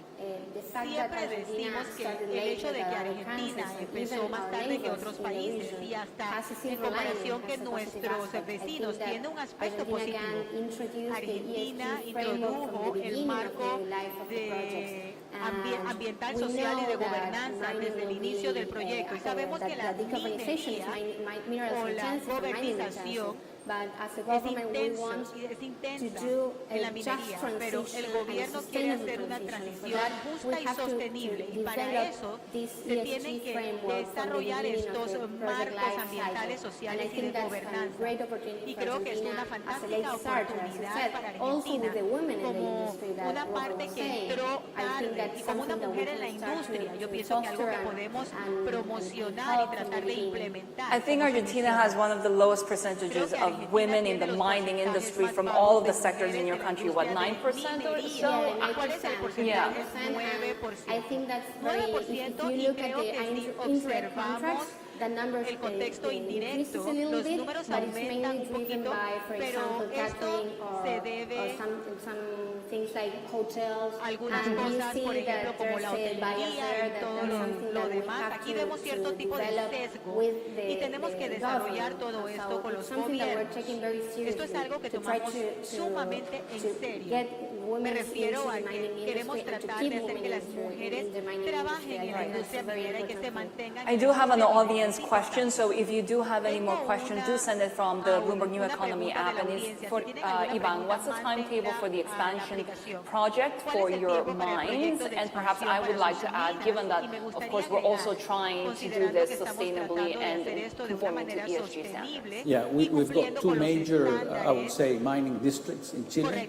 Pelambres is one, and we're finishing the construction of a desalination plant, which will provide the water required.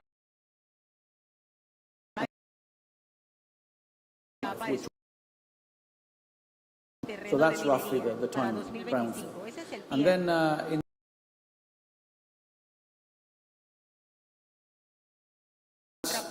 we've got the permits and we've got the engineering, and we expect to take this to consideration by the board by the end of this year. So the good news is that we've got an inventory of mineral in our own districts, which allows us basically to expand at the right time to be able to meet demand. And I will, on the topic just discussed, I would also like to say that the positive news, however, about mining, and if you look at mining in Chile, is that there's been a very big transformation in the way that we mine. Mining is not the old way of extracting ore anymore. I talked about renewable energy. I mean, we're running 100% on renewable energy in our mines today. We've talked about water. It's predominantly for big mines being supplied from the sea. In terms of women participation, we are around 17, 18%. So the way that mining is confronting, the challenges of the future is really different. And I think that's a great news, because the metal will be required for the energy transition. And yet the new constitution that Chile is working on right now includes even stricter environmental standards. Cost and perhaps the hurdles for more investing in the mining industry. Look, I think the new constitutional process in Chile is still, I would say, working in progress. If you look at what's come out in this sort of initial draft with respect to mining, there are not significant changes to the sort of provisions, but there is a lot that needs to be developed later in law, so we still have to see. So it's still something that it's being worked. But certainly I would say the general trend is that from an environmental point of view, regulations and requirements are going up, and that's a feature in Chile and everywhere. And that's something that we in mining are taking up as we develop our new projects. I do want to point the audience to a poll that we have in place right now. To benefit from the green revolution, mineral-rich countries need to attract more foreign investment, share revenue with local communities, establish strict regulations to safeguard the environment, create incentives to capture more of the value chain. So if you go into your apps, you can actually choose your answers right now. And we are seeing it's varying a little bit from 25 to 50%. We'll get you those results. But let me turn to Robert, because continuing the conversation on sustainability, I remember how you, in our conversation in the past, you were very much focused on chickens for the local community and how important it is to actually work with the people on the ground. Mining has to reinvent its entire relationship with host communities. And that's why we want to recognize the mining as a hardware. The hardware is the mine. It's the copper, the gold, the lithium. The software is how the whole enterprise of mining relates to all the people around the mines. Minería se relaciona con todas las personas que están a 25 o 50 kilómetros y las mujeres son mejores para eso. Las mujeres son mejores que los hombres armando todo. Estamos viendo todos los aspectos. Ahora estamos viendo esto como una empresa holística y estamos trabajando en África, estamos formando a mujeres y estamos creando proyectos de desarrollo de agricultura. Familias que están trabajando con pollos, están vendiendo huevos, le venden la comida a las minas, empresas de...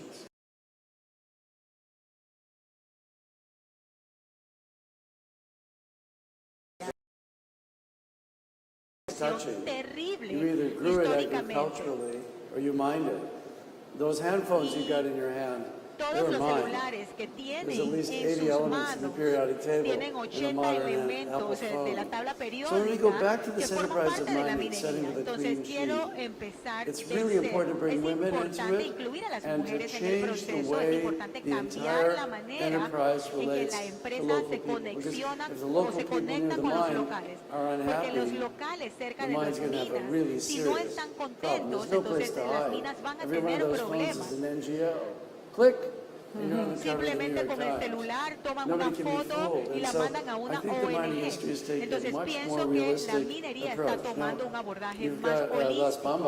Ahora, tenemos las pampas en Perú que está teniendo muchos problemas con las comunidades.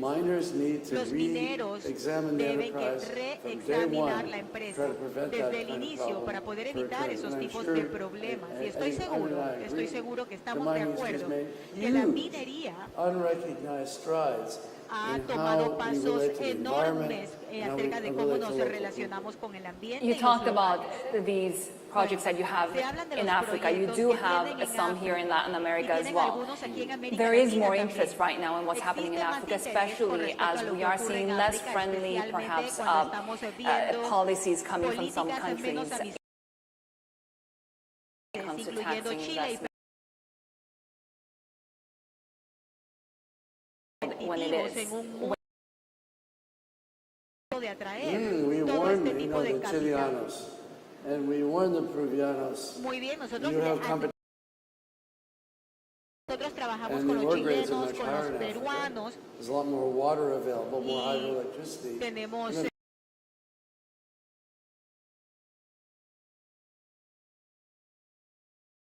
en la República Democrática del Congo, la edad promedio es bastante joven, 90 millones de personas en el país quieren trabajar. Entonces, hay muchos sindicatos haciendo demandas increíbles y hay muchísimos problemas.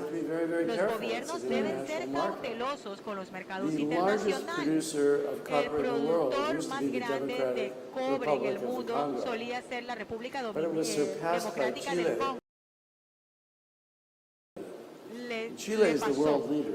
Chile es el líder however, mundial. there are challenges. Sin embargo, Peru is existen in second desafíos. place, Perú tiene el and then segundo here come the lugar Africans. y luego The African viene continent is el continente extremely africano. rich El in continente mineral africano es resources. It has to be a increíblemente part rico of this new economy and energy en revolution. recursos Now, minerales I'm y van a hoping formar that parte when de I esta get a little bit revolución. older, Y espero que and cuando so yo does Ida, envejezca maybe un we'll poquito merge más, with the vamos a Chilean unirnos con los Congolese cooperation. chilenos And para we'll poder stretch both cooperar. sides.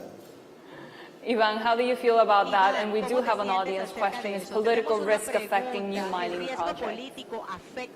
So I would say that, I mean, to the extent that mining and the development of mining in Africa does bring prosperity, as we think it will, to the continent, as it has done in Chile and Peru. I think it's all welcome. I mean, obviously there is now, from that point of view, more competition, and it's even though that's happening, it's still becoming more difficult to do mining everywhere. And so, we from that point of view, we acknowledge and recognize that other jurisdictions where mining is growing, and good for those countries and those places. I think Chile still remains, the number one producer. It's becoming more challenging. Grades are coming down, and mining is aging, and therefore, it's more challenging. It's a different type of mining, but we still think.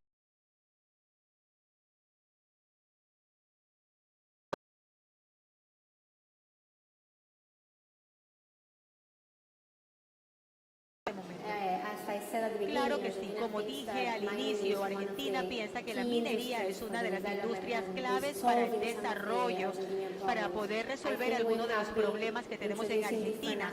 Hemos presentado diferentes aspectos de promoción en los últimos años que se reflejan en la inversión. Tenemos anuncios de inversión por más de 20.000 millones de dólares y tenemos grandes compañías regresando a Argentina como Río Tinto y consideramos que esto es un buen ambiente para la inversión. Tenemos una buena política para poder alentar la inversión extranjera. El año pasado hemos compartido esto con diferentes compañías para que sepan que existe otra herramienta para poder acceder al intercambio extranjero y esto es algo que tenemos en Argentina.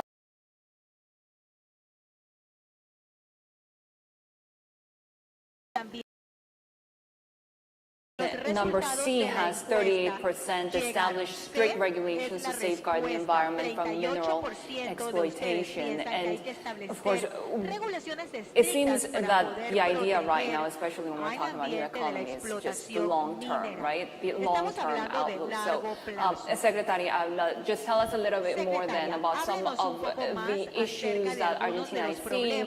I know that you are also the mining minister for Catamarca. Is there anything that you have done locally that can actually apply federally, especially when it comes to these sustainability issues? Cuando estamos hablando de temas de sostenibilidad, claro que sí, yo pienso que una de las prioridades importantes es concientizar a las personas, dejarles saber que los minerales son necesarios para poder pasar a nuevas energías y también darle al pueblo, darle a las personas la oportunidad de poder hablar en un diálogo más abierto, en un buen ambiente para tener un diálogo con la comunidad. Y esto es algo que queremos hacer a nivel federal y con las provincias. Creamos una plataforma que se llama AMAD, que es una mesa redonda abierta con la comunidad y un sistema de información abierto abierta acerca de minería.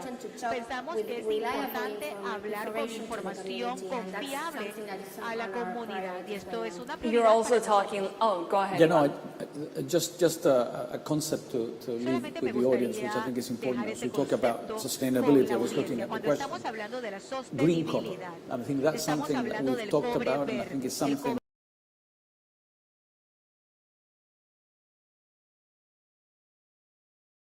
produce copper in a way that is distinctively green, and that's got to do with renewable energy, which in the case of Chile, I mean, we're blessed with having a lot of solar energy and with seawater and other features. But I think that's the aim that we should pursue as an industry, that we're able to get green metals like copper, green copper, to be able to power the energy transition.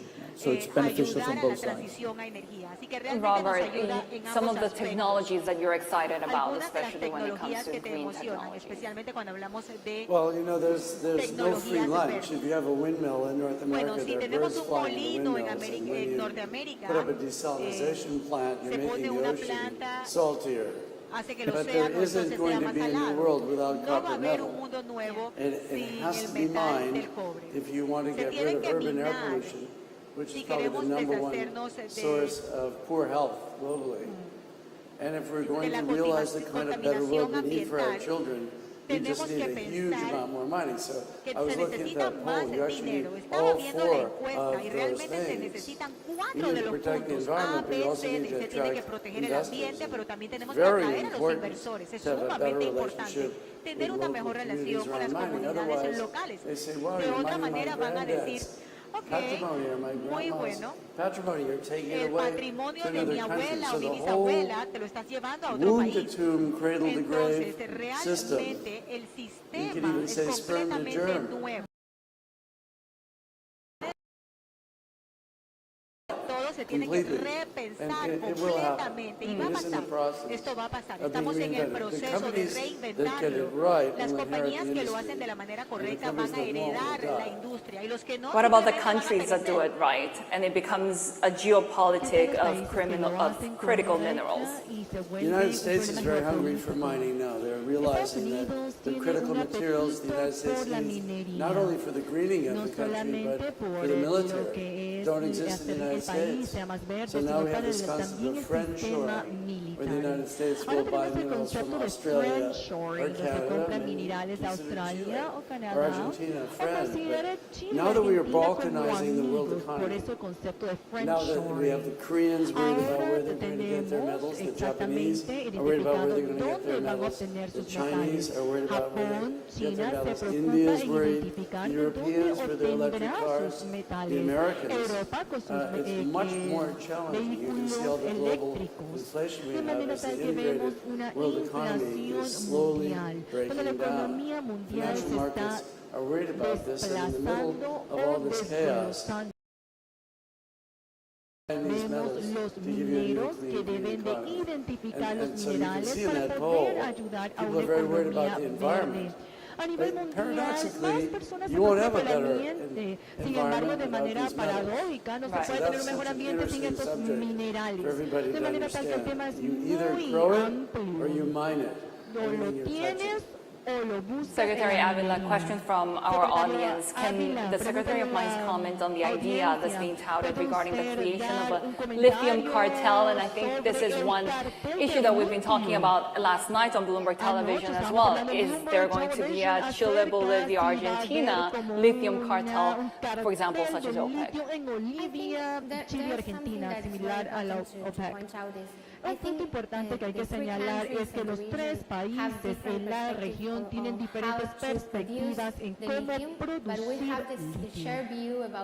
Tenemos una idea compartida en los siguientes pasos que vamos a dar, de manera tal que hay una política muy robusta a nivel regional para desarrollar mayor valor en la cadena de suministro. En base a eso deberemos trabajar en conjunto, lo hemos hecho con el fin de desarrollar nuevas tecnologías, nuevas capacidades y técnicas para poder dar más valor a la cadena. Creo que este es un trabajo que debemos seguir haciendo de la mano. Argentina tiene mesas de trabajo de minería con las 3 provincias que extraen litio. Han unido fuerzas con el fin de crear lo que es la región de litio en Argentina. Esta manera de abordaje es importante porque al unir fuerzas podemos trabajar más de manera estratégica, poder desarrollar investigaciones y técnicas de trabajo. Esta es una manera apropiada de trabajo y que queremos reproducir en Latinoamérica o con los otros países que se encuentran en nuestra misma situación. Ivan, you've also mentioned the linkage and the need to work together also with the end product manufacturers as well. Yeah, I think that's something that it's an interesting development in the mining industry, especially for metals that are needed for energy transition.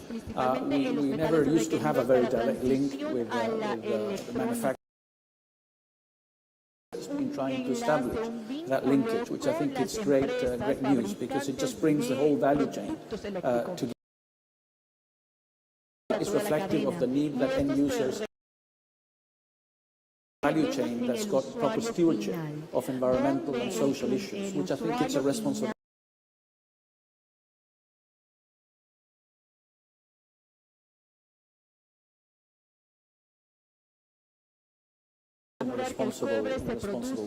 I was recently speaking to Nissan, and they were talking about perhaps in the future investing in mines for some of the resources that they need. Is Antofagasta in any of those conversations? Look, I think as minor, I mean, all of these discussions, I think, open opportunities for us to get closer to our end users and clients. But I think we are miners, and that's what we know to do, from discovery to production to marketing our products, and that's our interest and our core. But this opens just conversations to be able to meet the demands of our clients in a much more direct way, which is welcome. Robert, how do you see these economies, whether in Latin America or Africa, really climbing up the value chain through mining? Y África están creciendo en You know, esta I want cadena to de just repeat valor the de la point that minería. we're in constant touch with the automakers, for example. The automakers want to call the big battery manufacturers, Quieren CATL, producir carros in eléctricos, Korea, LG, requieren de SK Corporation, ciertos Panasonic, minerales, and they want ya to sea order LG, 10 trillion Panasonic, batteries si quieren from ordenar 2024 on. 10 billones de And the baterías battery para manufacturers sus say, sure guys, we have to make productores the de batteries, and vehículos, claro then que they call sí. us looking Y for the cuando metals. esa So agencia we're de getting very fábrica de integrated baterías now. nos llama a We're nosotros, realizing that you're just extraemos not los going to minerales. Miles de In America, millones we de have vehículos eléctricos sin estos 280 metales. million En automobiles. Estados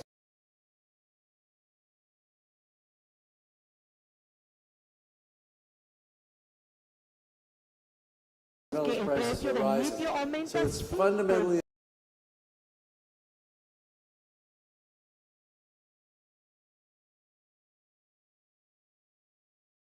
Ahí llegaban los metales, pero no. Toma de 10 a 15 años para que una minería pueda tener una producción significativa para poder proveer una emergencia. Si queremos una nueva economía, hay que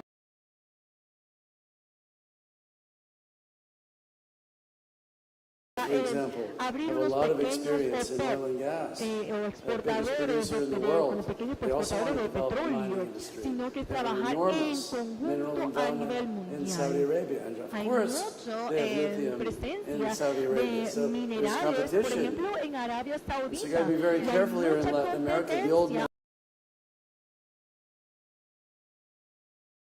Se mantiene la misma mentalidad del pasado, el dinero va a quedar en otras partes del mundo.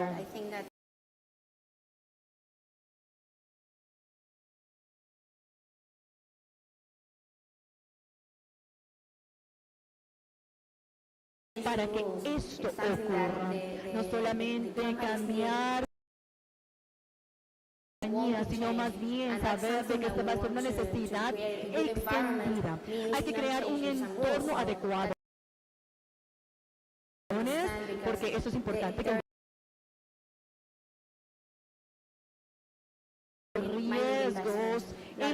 inversión minera, impulsar la situación gubernamental para que la inversión minera se dé, motivo por el cual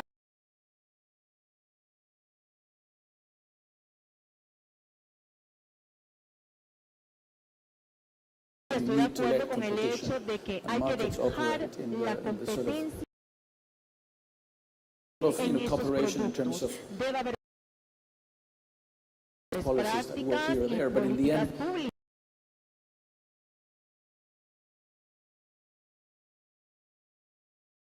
Minerales.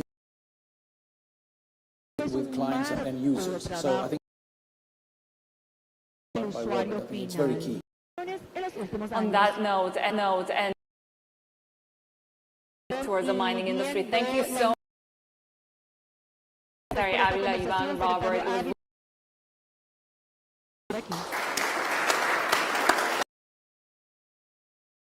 That's great. That was great. Sounded good. Very good. Thank you. How did that feel?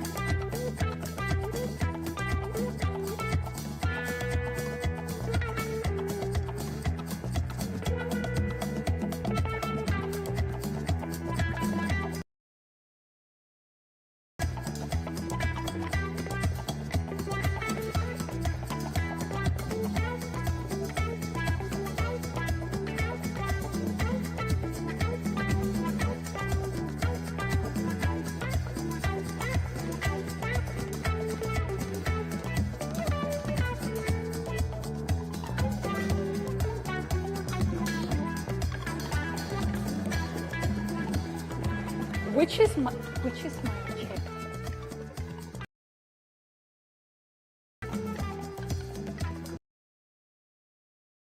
Con nosotros hoy.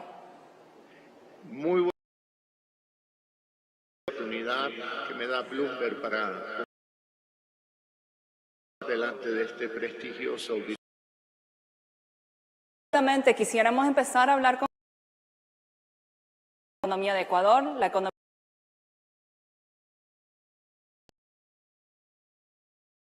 255, only 2% of the survey of the population, 75% of CO2 emissions.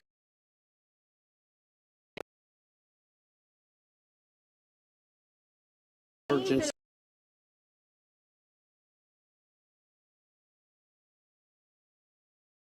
Redefine the way cities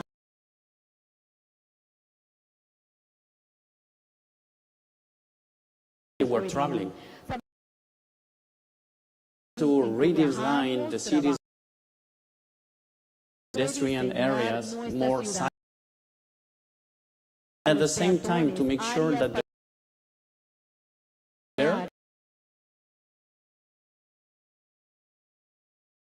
these analyses are done in a more adequate, low carbon, truly affordable and connected, because people will be living more and more in their houses due to the pandemic, due to the way of working, and then we need to redesign individual houses as well. Let's talk about cohesion. I like the word that you used there. And you are all three players that need to work together to have this sort of a future, to make sure it's connected and make sure that we've got some of the innovation in terms of heat storage that you're currently offering, Edilio. But also, Marina, you're the person who's thinking about the planning of this.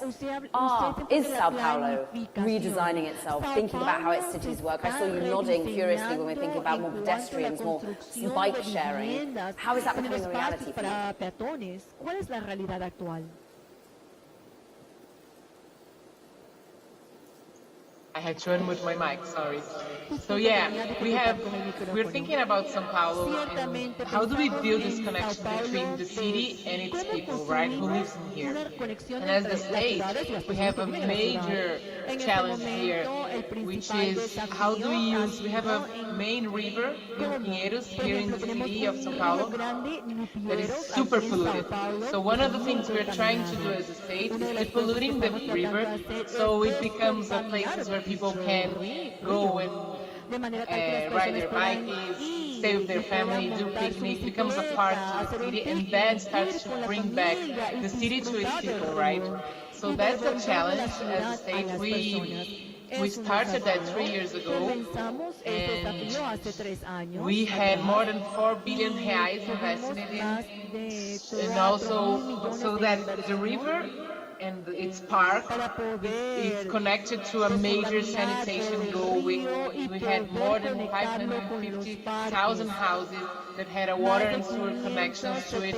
So I gave that example to be clear that it's a challenge that faces very different realities, and we as a state government we had to build a connection between different perspectives, different secretaries, and understand that the environmental challenge is also connected to the diversity, to the unequal challenge, and we had to use technology to that.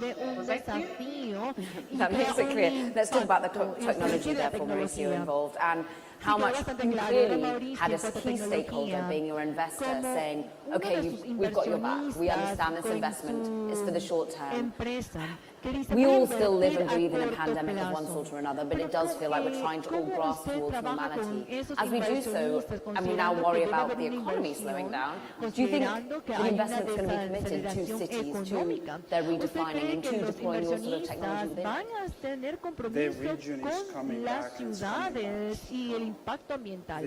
Claro que sí.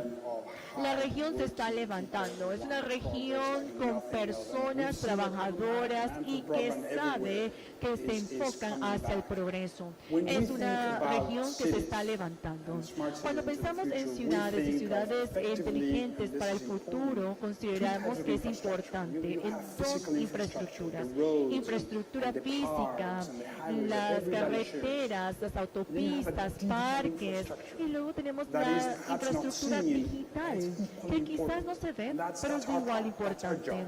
Y ahí está nuestro trabajo, que cuando hablamos de las autopistas digitales, el crecimiento sea continuo a esas infraestructuras físicas, en que haya infraestructura para las personas cuando caminan en una calle, que haya las aceras para caminar de una casa hacia sus trabajos. Y eso requiere un compromiso de todos. Al pensar en ciudades inteligentes, hablamos de trabajar más de cerca con los gobiernos. Hemos establecido una unidad o un departamento específico para trabajar directamente con las municipalidades y las entidades gubernamentales. Hemos establecido más de 1.200 relaciones con diferentes gobiernos federales con el fin de trabajar en proyectos de ciudades inteligentes. Esto es algo que no va directamente al consumidor. Es nosotros trabajar con el gobierno para poder proveer, por ejemplo, Wi-Fi en los parques o tener algunos subsidios, como hemos visto en algunos lugares donde operamos creamos, donde ayudamos a lo que Are you getting paid by the government, or it's about really owning that customer that they're like, oh, they're there for me in the park, in the same way that they're there el gobierno lo paga cuando hay internet en el parque. Esas son relaciones comerciales. Deben ser establecidas de manera que sean sostenibles. Sostenible significa que los accionistas o partes interesadas e inversionistas tienen un retorno. Y como resultado, el próximo año vamos a tener esa inversión para continuar. Esta relación comercial requiere de una alianza público-privada. La empresa eléctrica de Guatemala quiere que su energía sea medida. Tenemos una red para poder hacerlo. Si el gobierno de Medellín desea medir las emisiones en su transporte público, podemos ayudarle con esto. Y esos son los tipos de factores que hacen que nuestras ciudades sean más inteligentes. Si el gobierno de Honduras desea que le ayudemos a través de granjas o de fintech, entonces ahí está la inversión donde todos trabajamos. Thinking about some of the energy side of that as well. I mean, some of the strides, some of the innovation that Holston has, the way in which you can, what is it, talk to us about the way we can perhaps power our EVs just by the road that we drive on. Is this something that governments are turning you to? Yeah, that's something that we're looking at these days. That's a groundbreaking innovation that we would like to implement very, very soon in the market. This is linked to the e-mobility, this is linked to the electric cars, and the way we could charge while in motion any type of car, any type of electric vehicle, can be a bus, can be a scooter, can be a car, and to make sure that with the concrete that is by induction charging without plugging the car, you will save a lot. You will save a lot in the weight of the car, you will save a lot in the weight of the battery, you will save a lot in the autonomy of the car because the weight of the car itself is going down. So definitely that's something, we're at the very early stages of this, but we're already doing some pilots in warehouses for the forklifts, in some buses stations, in some cities. So here, that will redesign the way the cities are organized. That will redesign the way the cities will connect and will need electricity for their traveling uses. So that's the first innovation that I would like to mention. The second one is about energy storage. Could we, thanks to concrete, innovative concrete, store some energy when the surplus of energy is available due to renewable energy, due to whatever, even the urban heating peaks that are producing on excess some energy? Instead of wasting this energy, we can store it on the concrete. And that's something that we're looking at today. We have the first prototype, and that's something that we would like to commercialize in the future. Next, it's about renewable energies. We're very much looking at how could we, thanks to concrete, help in the development of the renewable energies, and in particular the windmills. And we're today, thanks to 3D printing in concrete, building the turbines for GE, for instance, and that's a collaboration that will be commercialized very soon. So energy transition for us is something absolutely clear in the use of the concrete. On the other side, we need to make our concrete greener. We need to make our concrete more circular, using the different materials that are already available in the cities, in particular the waste from demolition, the construction demolition waste is for us a urban mining exceptional, because that will be used as an aggregate, that will be avoiding depleting some natural resources, and then we will be preserving the nature, and at the same time we will be reusing, recycling this concrete demolition waste to be reused as a construction material. So this is the circular loop that we really need to promote in a smart way, green, circular, and to be commercialized extremely soon. You said to start with that maybe the pandemic unfortunately set back people's focus on the environmental. Yeah. Do you worry now as we face continued supply chain headaches, to put it mildly, when we're worried about the strength of the US dollar, what that means for emerging markets, and we're seeing assets falling worldwide? Do you worry we'll get distracted by that? Yeah, definitely. We need to be stronger by that, because This is the future of the planet, and we need to take care of it now. This is the decade we need to make it happen. But who's listening? Are you talking to governments that they need to listen now? Who needs to come together to make that a reality? We need to discuss at the level of the construction value chain. So that's something that we need to discuss with the customers. We need to discuss with the designers, the architects. The architects have to think about how can I make this building, integrating already that it will be smarter, that it will be greener, that it will be circular, in order to reuse the materials that I will use right now, but I will reuse it in 50 years from now. So all in the value chain has to think about how can I make it greener, more circular, and then the smart design, placing the right material at the right place, but not more than this. We'll save a lot of materials, then we'll save a lot of CO2, and then we'll redesign, we'll rethink the way construction is done today. But we really need to think with the government, we need to think with the promoters, public procurement, public sector. They have to force con el sector to be green. privado, porque ellos tienen la fuerza para lograr una economía verde. Desde mi punto de vista, considero que el consumidor tiene la disposición de trabajar con compañías que traen soluciones ambientales. Por muchos años hemos intentado lograr que el consumidor no pagara con lo que es monedas físicas. Y habíamos por mucho tiempo una campaña donde promovíamos el pago por medio de monedas digitales. El consumidor ya lo entiende. Ahora, por muchos años hemos tratado de disminuir el uso de la materia prima y reutilizar. Si podemos reciclar lo que utilizamos, podemos poder reutilizarlo y utilizarlo en el mismo sector de la construcción. Y lo que no se puede utilizar, nosotros podemos hacer este descenso de lo que no puede desechar el consumidor. Cuando los costos aumentan, y le decimos al consumidor, vamos a tener que cobrar un poco más, porque los precios han aumentado y tengo que transferir esos costos al consumidor. ¿Qué pasa ahí? Bueno, la solución ahí es siempre darle algo más. Mientras le decimos que los precios están aumentando, las personas están dispuestas de pagar más si le das un mejor servicio, mayor velocidad, mejor ancho de banda. Hay que creer en el consumidor. Creer en el consumidor. Cuando usted le ofrece más, por más, ellos lo entienden. Y ustedes aún subsidian a la población de bajo ingreso y vemos el impacto. Sí, mantuvimos lo que es el producto de bajo nivel para aquellos consumidores que no podían pagar.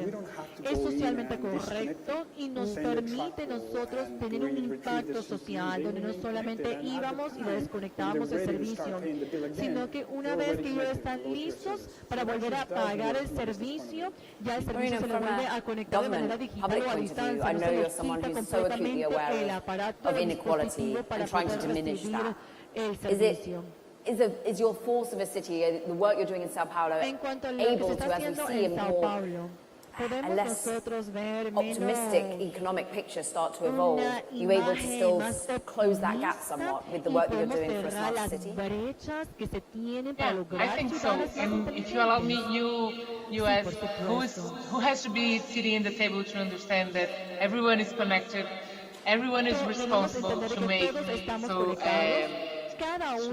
our jobs, our actions more sustainable. So marketing, the public sector, the citizens, everyone has to be compromised with that. And yeah, I think we are building a better society, and we are using technology to diminish this gap between favelas, which is an easy example for everyone to understand, and people who have more access to money and to provide funds. Actually, we need to also invest in education, and that technology is a wonderful use for it. So, yeah, I think the government is trying and investing to make this gap lower than what actually is right now. On that optimistic note, you three have educated us so much today. I want to thank you all. Please do, first and foremost, give it up to a wonderful panel, to Marina Brigante, Adelia Bermejo, and Mauricio Ramos. Thank you so much, all of you, for your really thoughtful and inspiring takes on what you've learned and what you're going to take forward. Big thanks to you in the audience. Round of applause to yourself. It is now lunchtime. We take a break.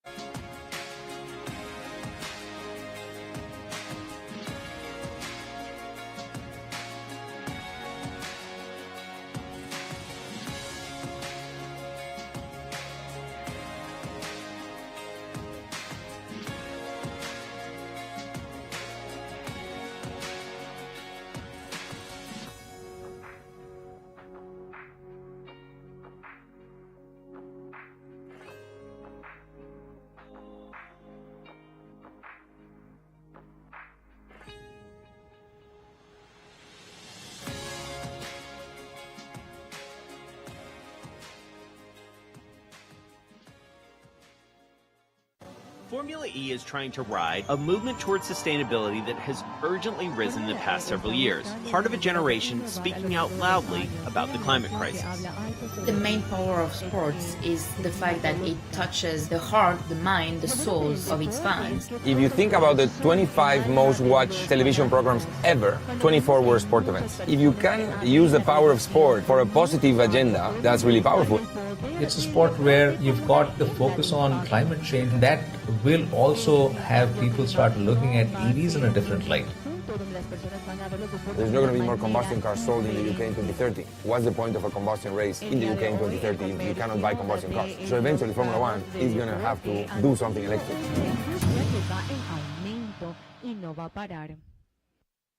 Please welcome Álvaro Buenaventura Acosta, Director, Latin America, Formula E Holdings, and Bloomberg's Nathaniel Bullard.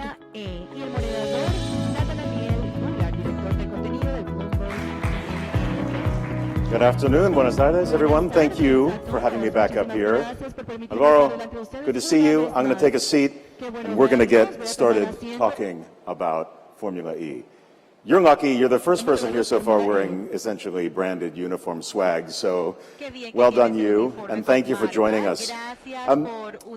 I will have to say that I've got a bit of a personal take on all of this with Formula E, which is that I had the chance to go 8 years ago to the very first race in Beijing, and it was an extraordinary experience. And it's a real treat here to talk about what's been coming next, like what's developed in the 8 years since then. So, Alvaro, tell us a bit.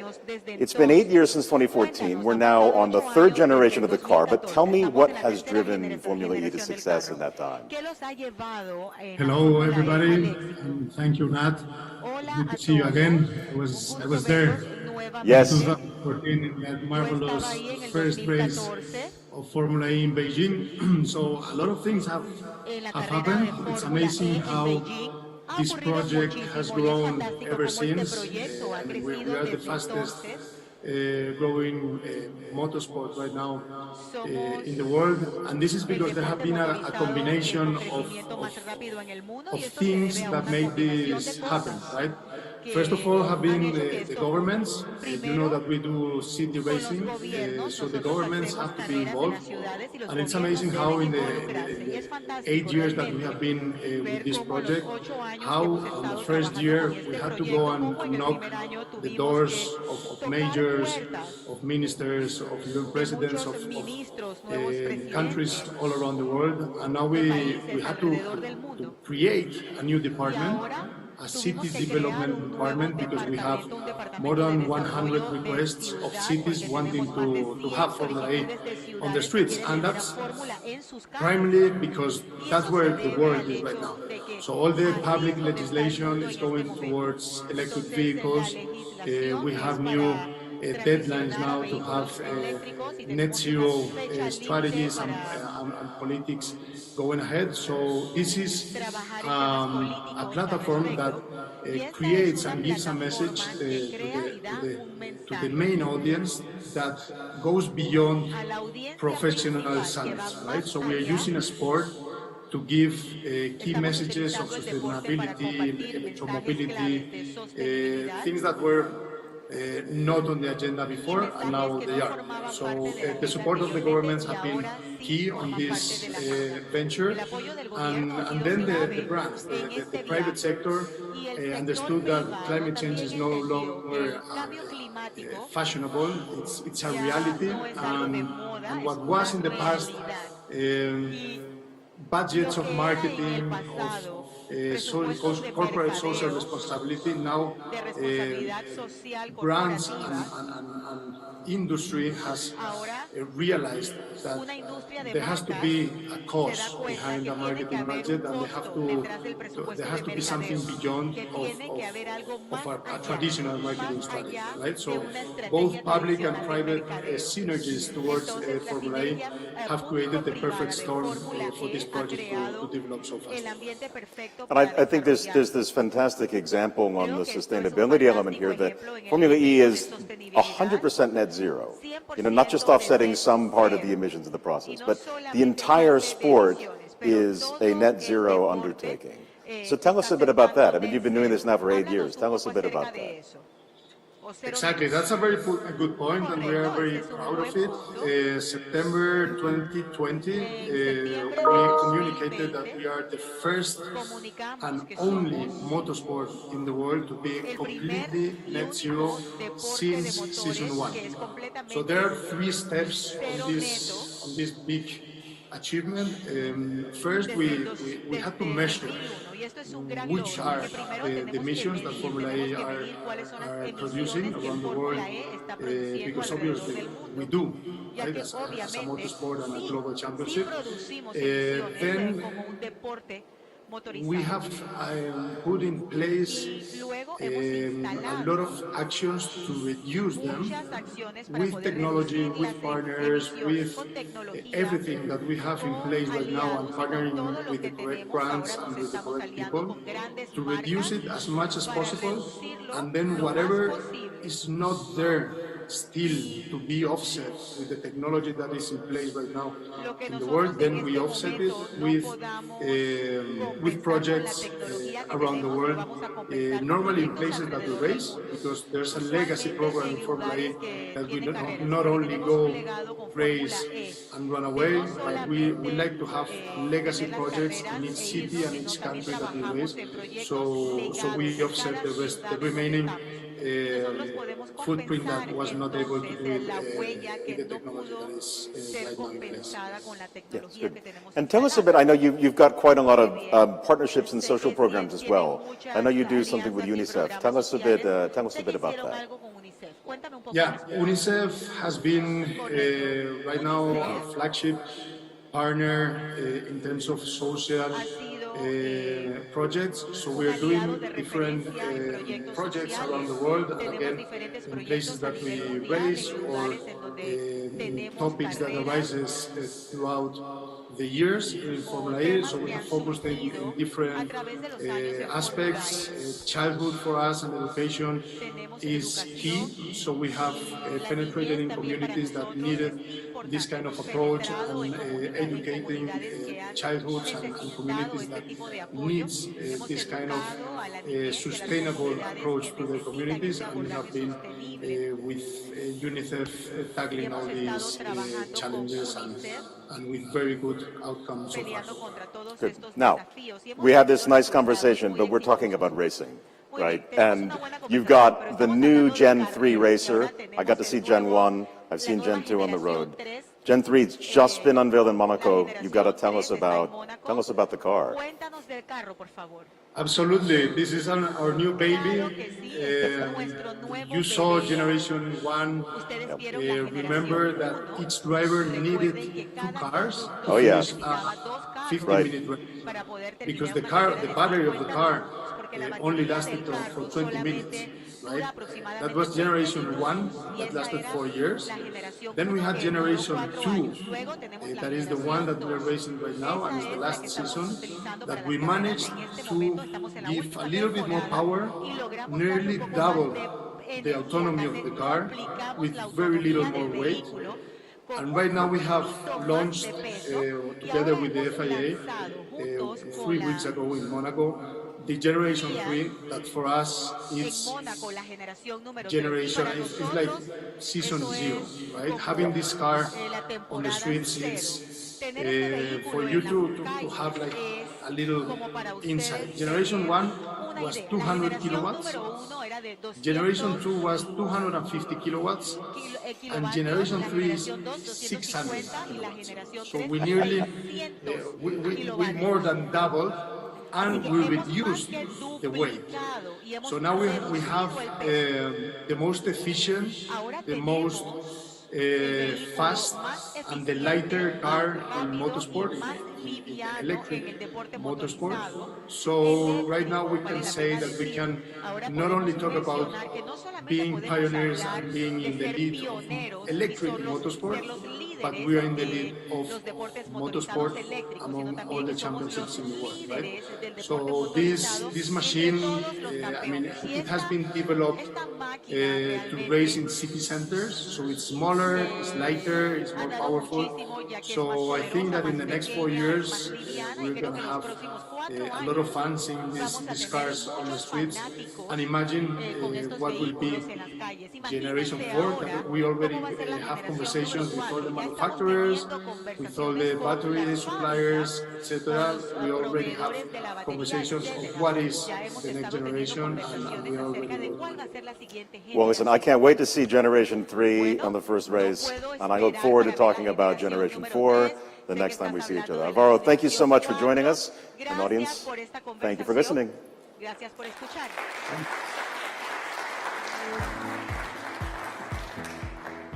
Now, normally there would be this voice of God, we call it, you know, introducing me, but I'm already here, so we don't need any of that. And I'm just ready to bring up my panel, because we're going to follow on from that very race-oriented discussion to something a bit more practical and very familiar to everyone. So, George and Simone, please come on up and take the stage, and Adriana will be joining us virtually as well.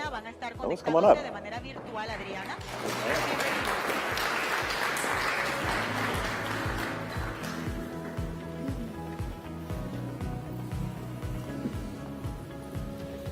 While we wait for Adriana to get connected, I was thinking, oh, she's here.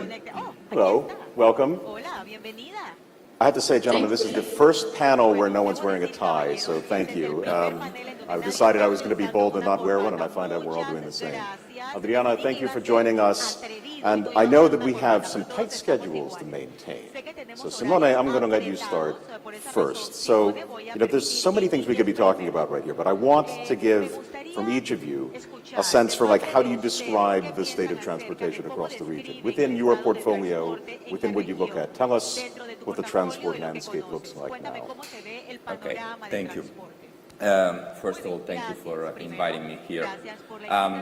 And thank you for letting me speak on something that we really love a lot. Transportation obviously suffering from pandemic, that's definitely. And with transportation suffering because obviously people living in their houses, using their own cars, so a transportation, a public transportation in particular, which relies on tariffs and relies on payments of the passengers, definitely is stuck in a difficult position, which obviously affect also some of the projects that have been built throughout some years in the region. Nevertheless, there are cities that are already on track on it, and they kept being on it. And nowadays, despite the pandemic situation which we passed, we see cities like Bogota, for instance, or Santiago keeping on pushing on the change of transportation towards the introduction of electric solutions. So up to now, we can count on 1,100 buses electric working in Bogota, almost 800 in Santiago, 1,000 more coming by the end of the year in Santiago. So despite it's a sort of dichotomic situation. Despite the pandemic, we see a long-term way that is producing interesting solutions, and hopefully they are as a good example for other cities as well. And for the audience, what role does Enel play in this, in the infrastructure that supports this? Tell me what role you play. Yeah, I mean, this is the other interesting part. The natural role of Enel, being a public utility, is providing energy, and we are all happy about the introduction of electric buses because it means more consumption of electricity by definition. Nevertheless, since we already developed services as an added value to energy, and definitely now service as a proper business line on their own, we are also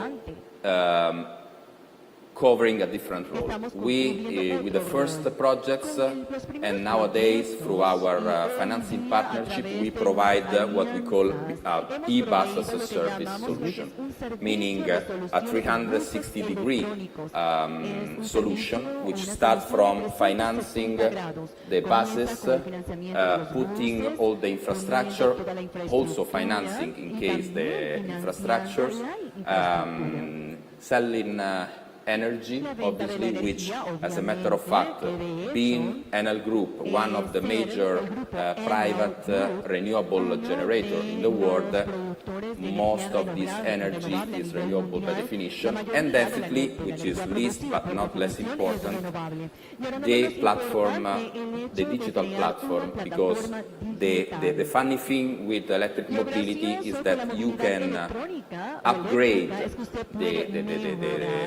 the savings by properly using in a digital way your charging station, and so software and platform, they became of paramount importance as well. Very good. My reminder to the audience, questions please. We've been getting loads of them for all the other sessions, so I'll be very disappointed if we don't have any for this one. But Adriana, welcome. I'd love to hear from you. So tell me your perspective. What's the state of transportation, in the region? We're emerging from pandemic. We have lots of technology and policy choices ahead of us. Tell us how it looks from your perspective. Well, first, we are from the World Resources Institute, and we are working on an agenda that's for climate, people, and nature. So it's working for the health of ecosystems and people together. So when we work in transport specifically, I would give my point of view on three things. First, we are very high emitting. In Latin America, transport is always among first to third highest emitter in our countries, and we are also estimating that the growth is 114% to 2050 if we don't raise.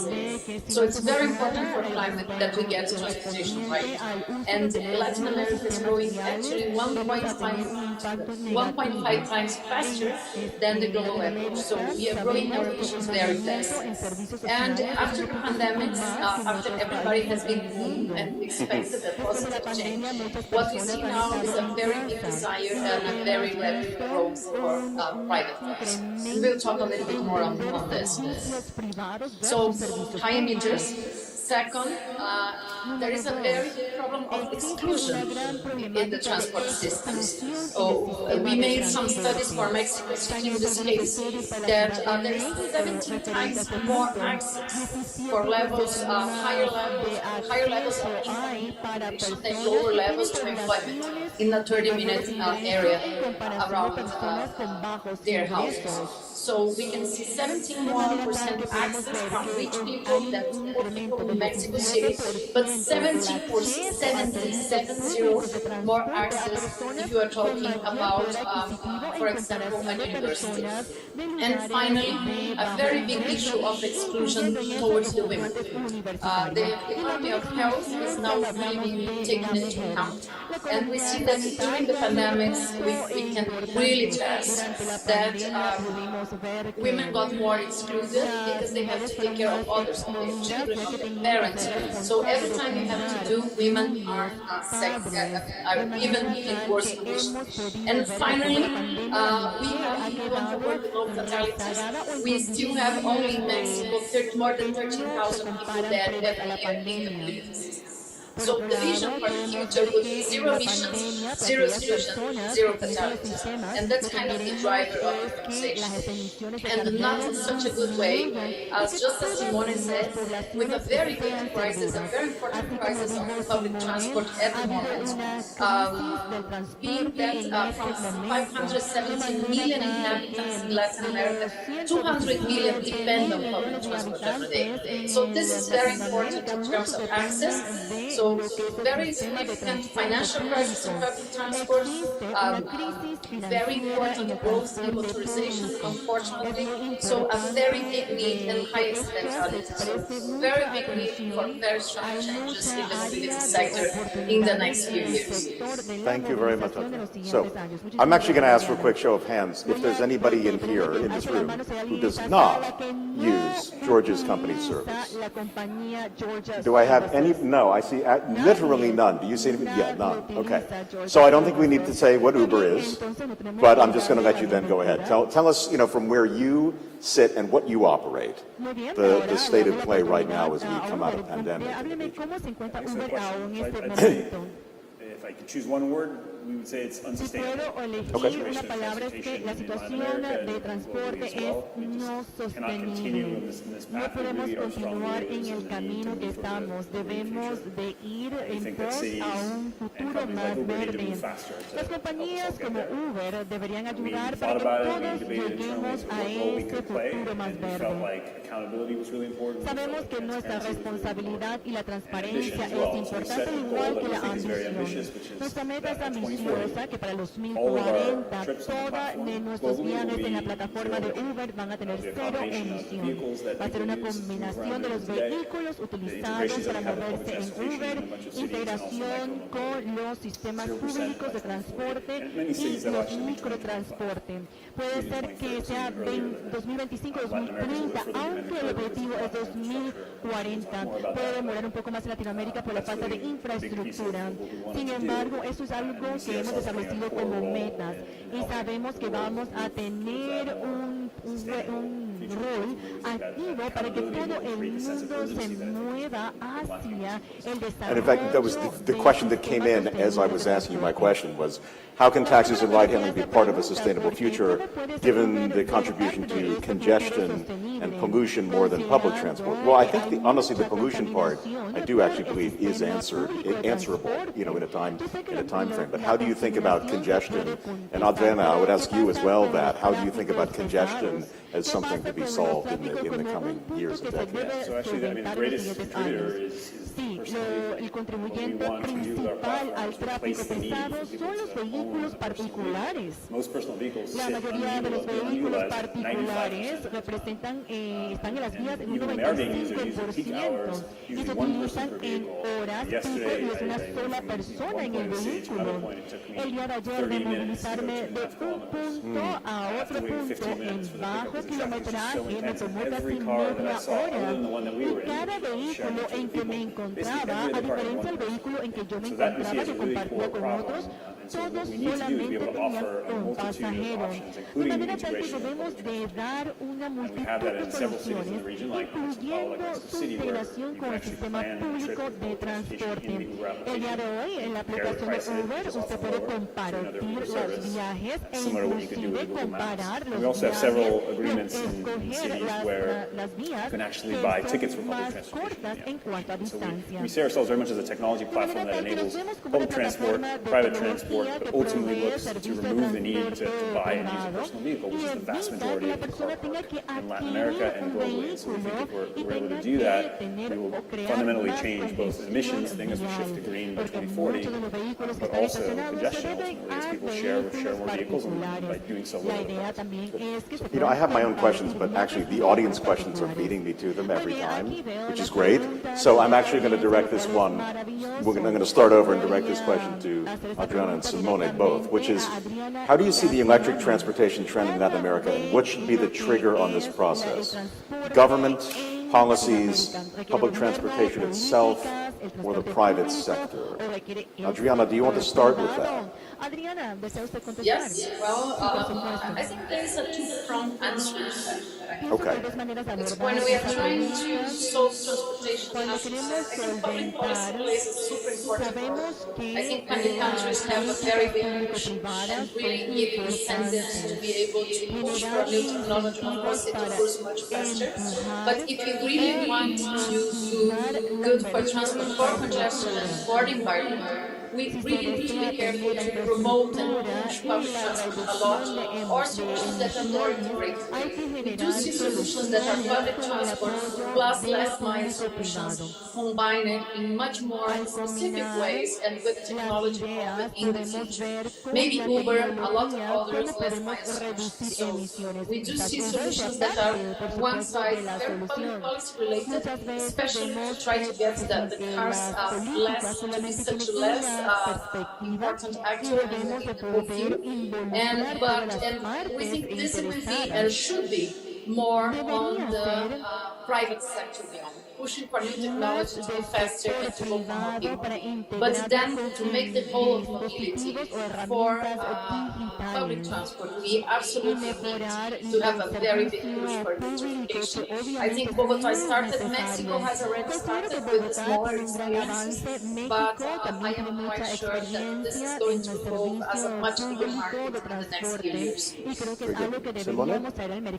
Well, I mean, rather than pointing at some of those sectors that you mentioned, I would rather point at one single big ecosystem. I mean, what we really need is that all those actors, they put together their efforts and they work together to build ecosystems that allow electric mobility to be proven, which so far I would say is already, but have the proper space to increase as we all believe. So, how to build an ecosystem is the question, and we all are invited in participating in it. Public-private partnership is one of the key solutions, and actually was the way we first set the former projects. In Santiago, the first projects, they came as an idea from the private sector that found the proper attitude from the public one, and together they built the first 100 projects, and then 200, and definitely we are landing at 1,000 buses coming from a public tender. So ecosystems is the key. I would also say that when we talk about private sector, we can talk about public utility like we are, but we're also talking about financing sector, which is really invited in bringing their own space there. At the beginning, we as a public utility, we have been forced to finance buses, for instance, which is not our job, actually, and we cannot do better than a bank or a financial institution. So they have to participate. Technologies provider, for instance, electric vehicle producer, manufacturers, they have to sit there and contribute because they have to defeat the technological myths as well. We still remain. I know, and everybody that is already working in the massification of electric mobility knows that technology is not a barrier. But nevertheless, as also Diana said, we have to spread out the word and convince outside that there is no technological need. So we need also manufacturers to work on it. Very good. I put an interesting one here, which is that it begins with a statement rather than a question. But the statement is, policies are usually lagging. So how can we make progress in building sustainable infrastructure fast enough while navigating that reality? I actually quite like this question because we tend to think of them as if policy, then that.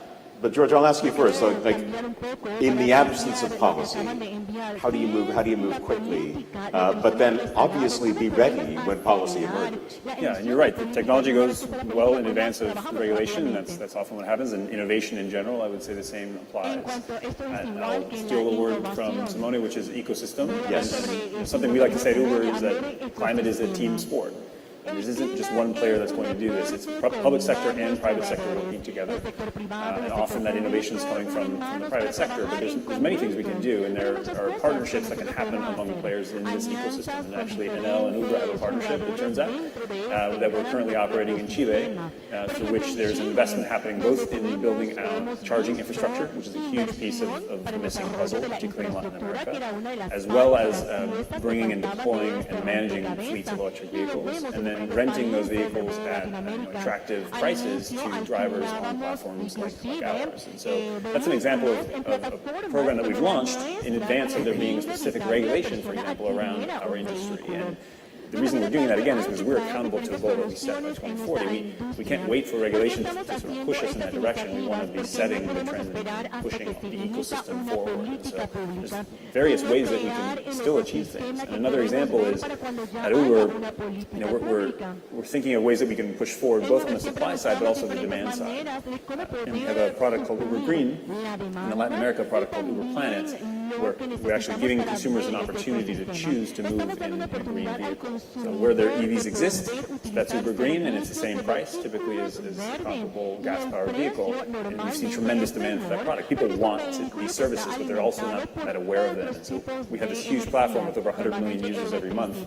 Well, this is a way to get the message out about the importance of sustainability. And within Latin America, Uber Planet is a way to offset the carbon of your trips, because we don't actually have that many EVs actually in our ecosystem in Latin America. And so people are choosing that frequently. It's a slightly higher price, and we're using that slightly higher price to help fund incentives for the purchase of electric vehicles from our drivers. And that's been a very successful product with over 47,000 tons of carbon dioxide offset today. So I'm curious, this is Santiago, you said, were you yeah. Did you initiate that? Did George initiate that? How did it start? It started with cooperation, and if you at the table, who had the first idea? I mean, it's an idea of both of us. When we have a strong presence in Santiago. We actually start, and I may say we actually start all that is now Santiago in terms of electric mobility. And definitely we understood that instead of fighting against the walls, trying to make it massively, because we are still missing good prices to invest in private cars, we realized that public transport on one side and shared transports, let's say, on the other side, they were, or fleet transport, they were the answers. So that's why, together with Uber, we definitely put in place a really interesting and replicable solution there in Santiago. So I really hope that this will also be replicated in other countries, and we are already working. Got an interesting one for us here, which is who wins out of this sustainability infrastructure growth trend in Latin America? Is it the United States? Is it China? Is it Europe? Adriana, any particular idea? And then we'll take it back down here to the floor. Who wins? I think the wins is always a question on what defines what who is winning, right? And that's why we are so clear that for us, a winning combination is zero emissions, zero exclusion, zero fatalities, because this can really get you to a goal that's very clear. That's where you want to get. So winning should be defined under certain parameters. So for me, at the moment, in the race for sustainability, it seems like Europe is going more into the right direction. We having very strong policies to try to take cars out of their downtowns, with so many cities that are designed already for bikes, in Amsterdam or Copenhagen. I know those are very developed cities, but you just see there is a very big push in many of the cities with very common policies and very common trends in terms of no downtowns with very high parking, and then very good public transport, very significant investment in public transport, clean public transport, which of course the solutions of the private sector, just like the ones that Uber and Enel are giving, are really important. In Latin America, we have to be more creative, and I think this is a good thing. It's not all public. The combination of public-private will definitely have a lot more impact in our cities, but I would say that for the moment, in terms of sustainability, I would say that Europe comes first, then I would think Latin America, and I think it's taken a lot more time for the US to figure out that their mobility system needs a deep and structural change. Good. Now to the floor. George, what do you say? In terms of who wins? Yeah. I would say our children, and especially our grandchildren. Ooh, good answer. Okay. Because I have 3 children, small children. I would like for them to grow up, and their kids in particular, to grow up in a world where they can actually breathe the clean air and have a way to move around. And honestly, if we don't create the sense of urgency, I'm not convinced that they will actually be able to even live on this planet. I mean, that's the level of urgency we have to create. This is a serious, serious problem. We're in a good position. I think we have the right tools working together to make this a livable place for our children and our grandchildren. That's who I would say ultimately wins if we get this right. Okay. Simone? Difficult now. Yeah.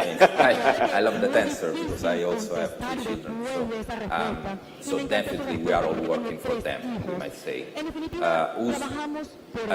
Who's leading the race right now? Apart from China, who's on another championship, I would say, for several reasons. And being a European, living and working in LATAM, I would say that definitely LATAM found its own space and its own race, which is not racing against Europe or neither United States in terms of private vehicles. I go back to this point. And this winning its own race on public transport. At the end of 2022, we will have 3,300 electric buses circulating in LATAM, mainly into cities. This is the right point as well, but definitely we have thousands of electric buses. So is LATAM winning? Yes, it is. Can do more? Yes, definitely. We are missing a lot of entities working on it. I cannot say much about the United States, but I mean, again, we are all on track. Everybody on its own specific race, I would say. Good. Okay. We've got about 4 minutes left, and I have a question, and apologies to those who were in my breakout session earlier. I already said I asked the same question to wrap up every kind of discussion like this. My question is this. It's the year 2032. It's 10 years in the future. We're here at the New Economy Gateway again.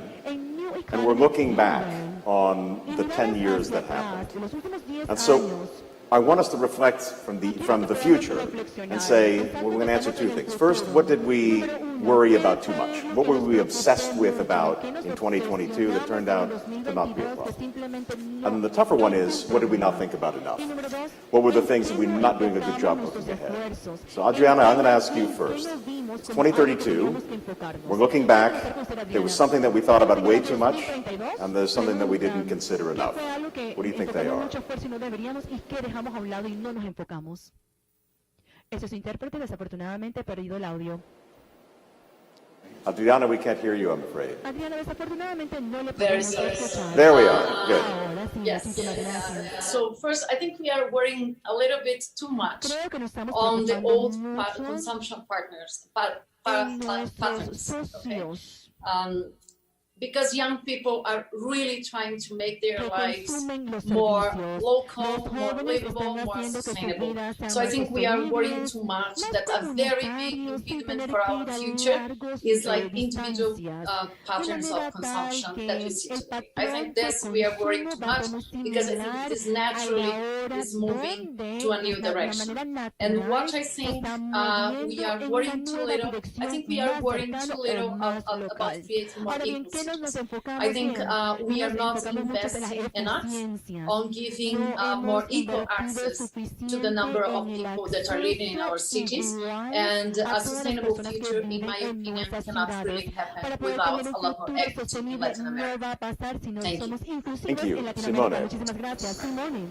So I go to the technological side. Let's say. Good, please. I mean, probably right now we are worried a lot too much on technology and its needs, because we are doing innumerable pilots. Everybody's piloting something, while actually technology is already proven that it's feasible both from technological point of view and economic point of view.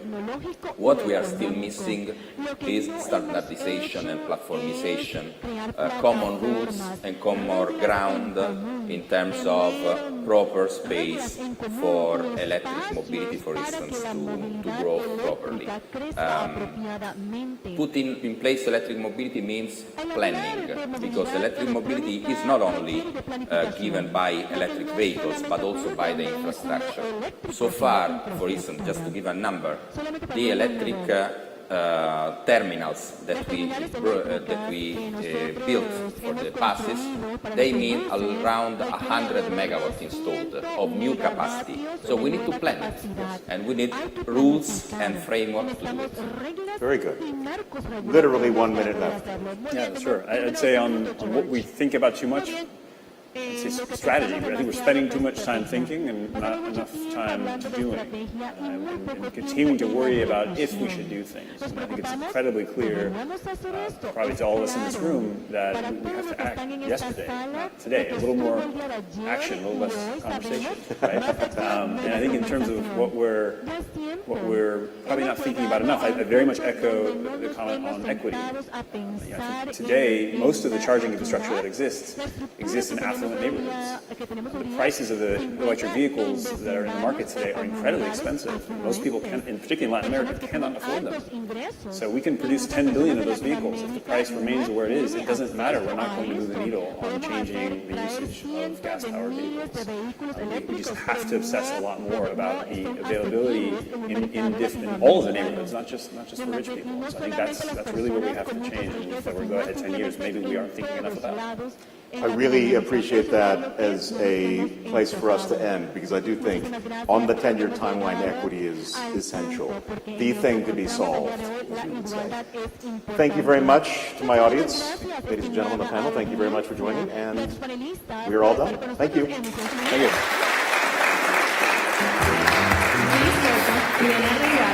Chef and owner, Rosetta Restaurant, and Bloomberg's Juan Pablo Spinetto.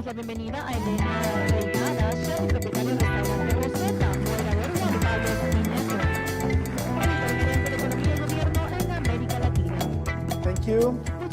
Thanks, everybody. We discussed a lot of things this today. We discussed about politics, we discussed about the economy, even if Latin America should be promiscuous in its international relations. But there is one thing that we didn't discuss, where the region is certainly a powerhouse. That's food. So I'm very, very glad to have here with us Elena Reigada. She's one of the most talented and successful chefs in Latin America. Elena, thanks for joining us. Where are you?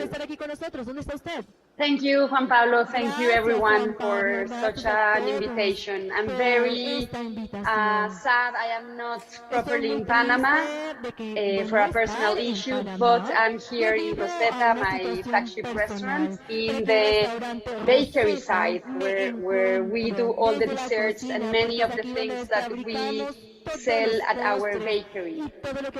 Elena, I wanted to ask you, you have a growing business, a growing and successful restaurant. How do you combine this with the need to be sustainable? Well, of course, I am aware of how the food system is nowadays one of the most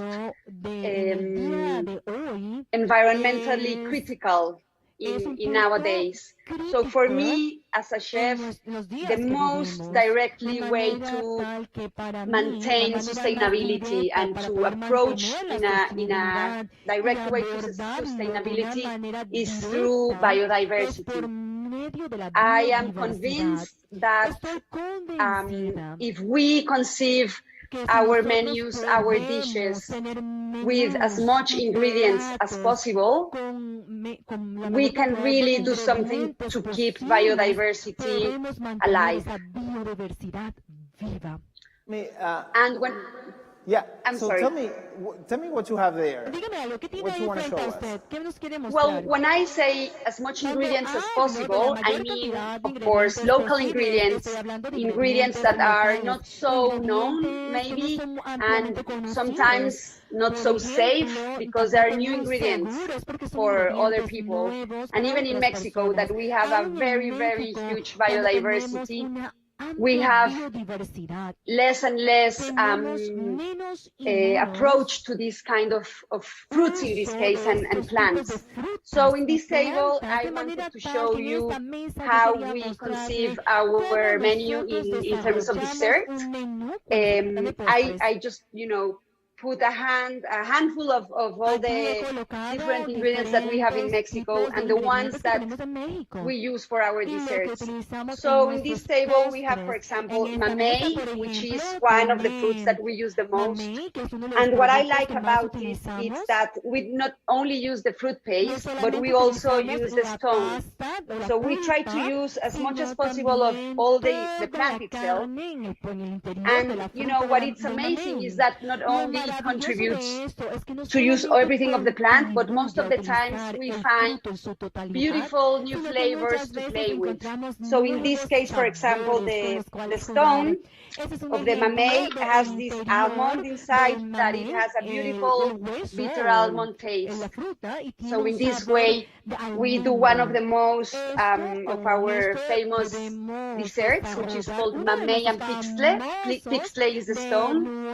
And, you know, nowadays, everyone loves it. And honestly, before, everyone asked what was the pixle, because pixle usually is used to make eyelashes,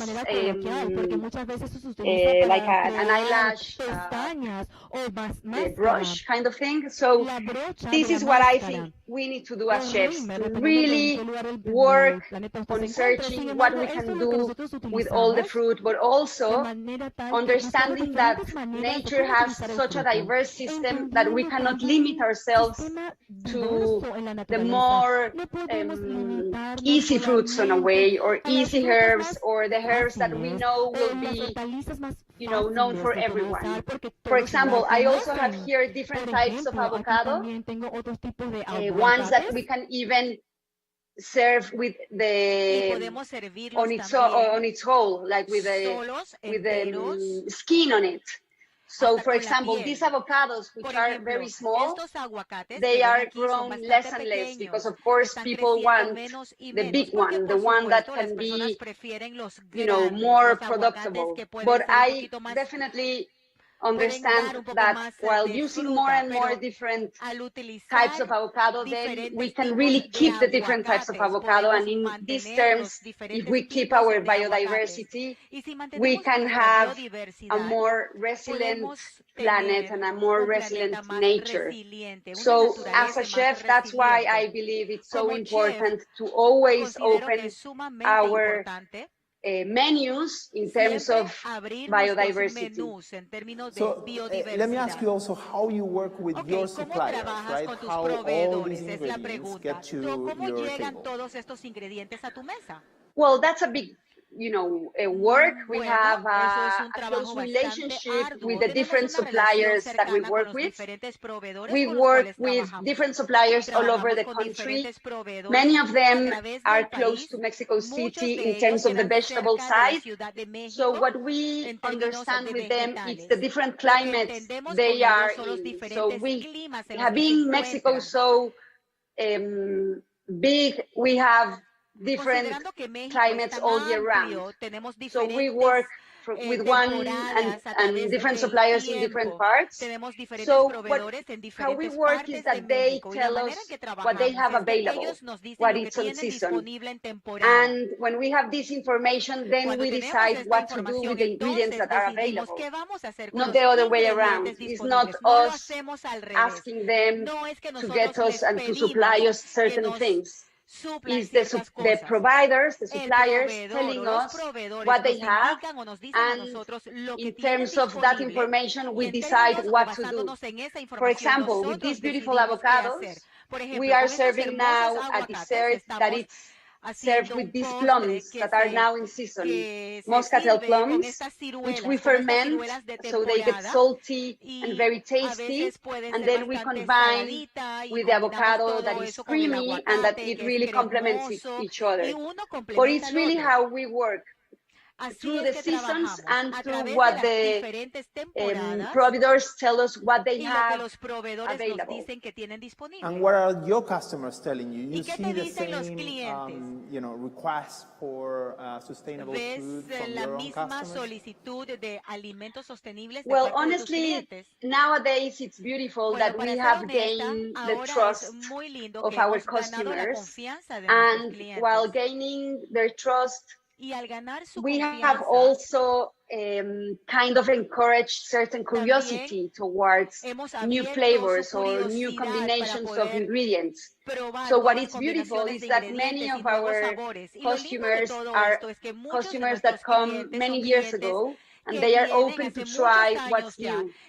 Like we have kind of being known of being a restaurant that is constantly trying and searching and, you know, kind of giving to the customers new flavors and new dishes.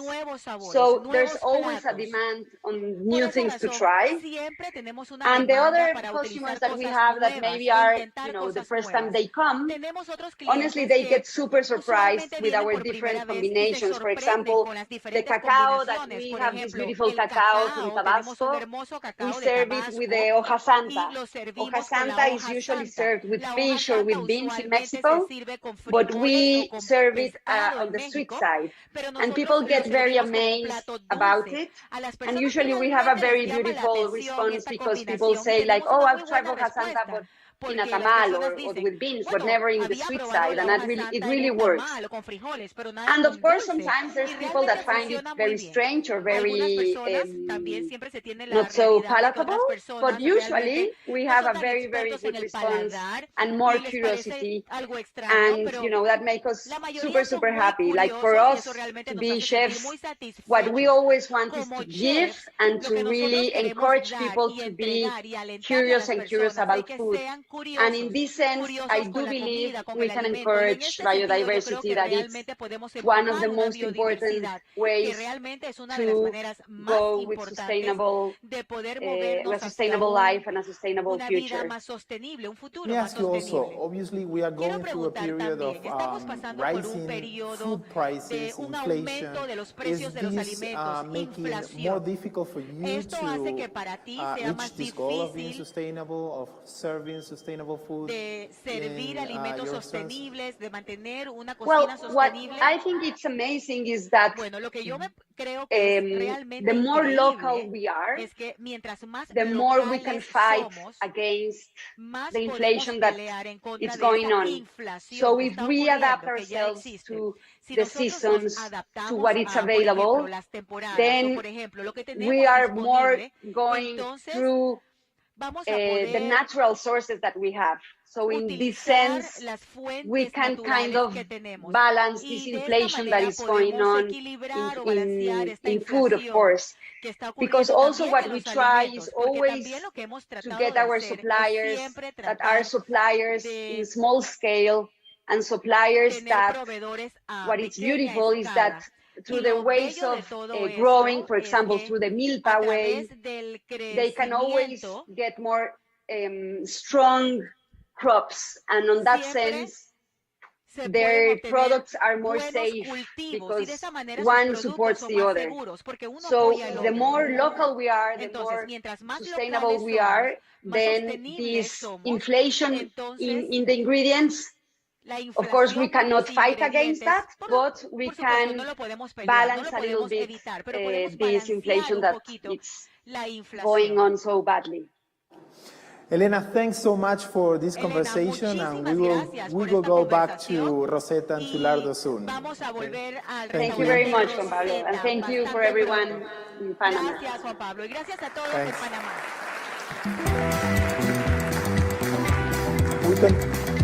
We continue with the next panel on Assistant Professor. Diversity as well. Research Group, MIT Media Lab, Joshua Tewksbury, Director, Smithsonian Tropical Research Institute, and Bloomberg's Julia Leite. Okay, sorry, I thought I had to say.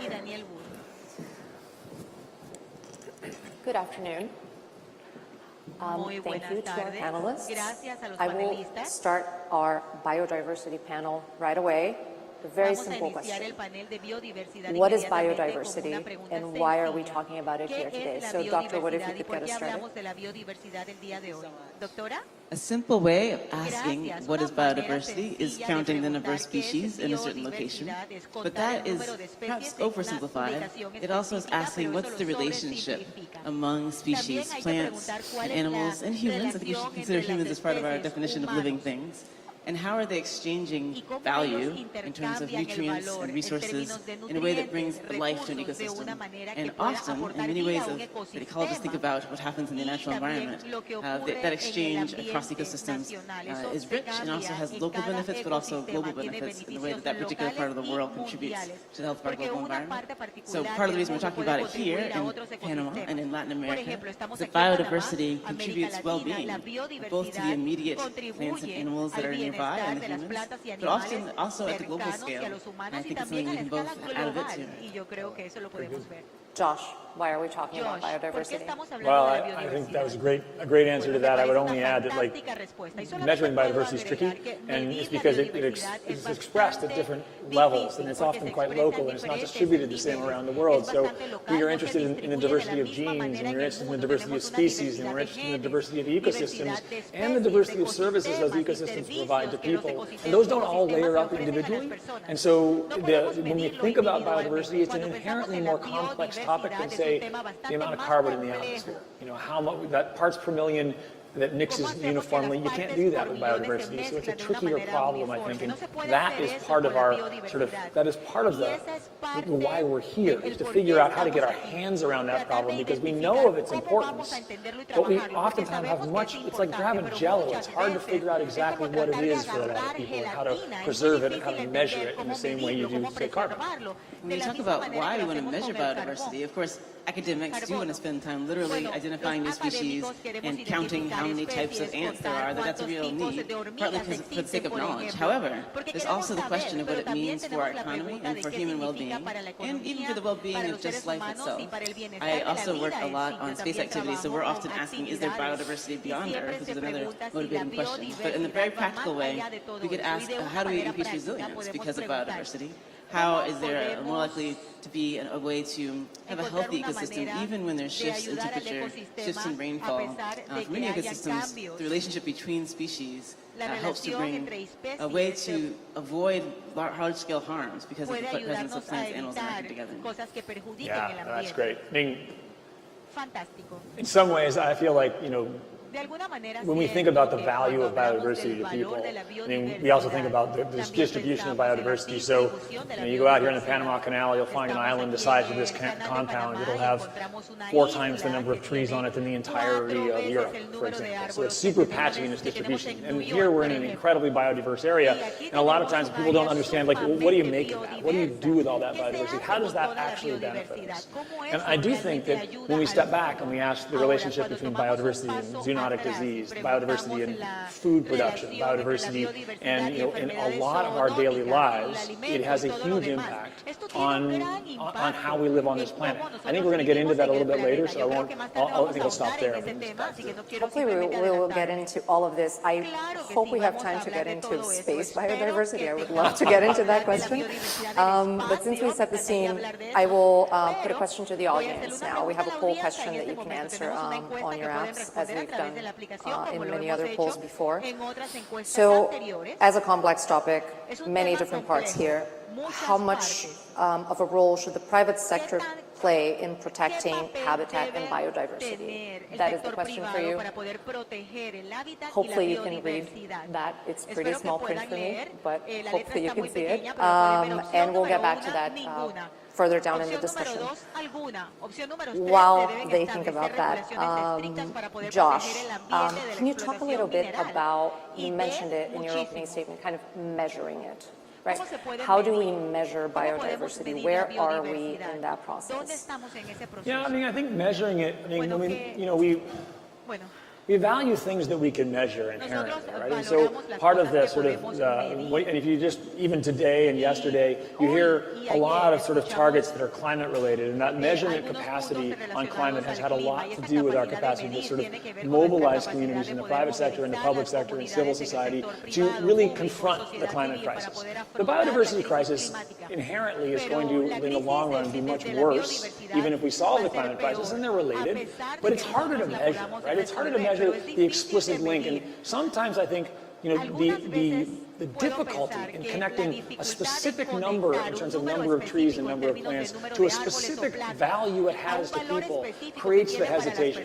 But the best way I can think of the value of biodiversity is how you think of a portfolio effect. The biodiversity in a landscape provides the redundancy that allows a service to operate effectively. And in many cases, we're getting much better at understanding the economic value of preserving biodiversity. We often call these natural solutions or natural capital.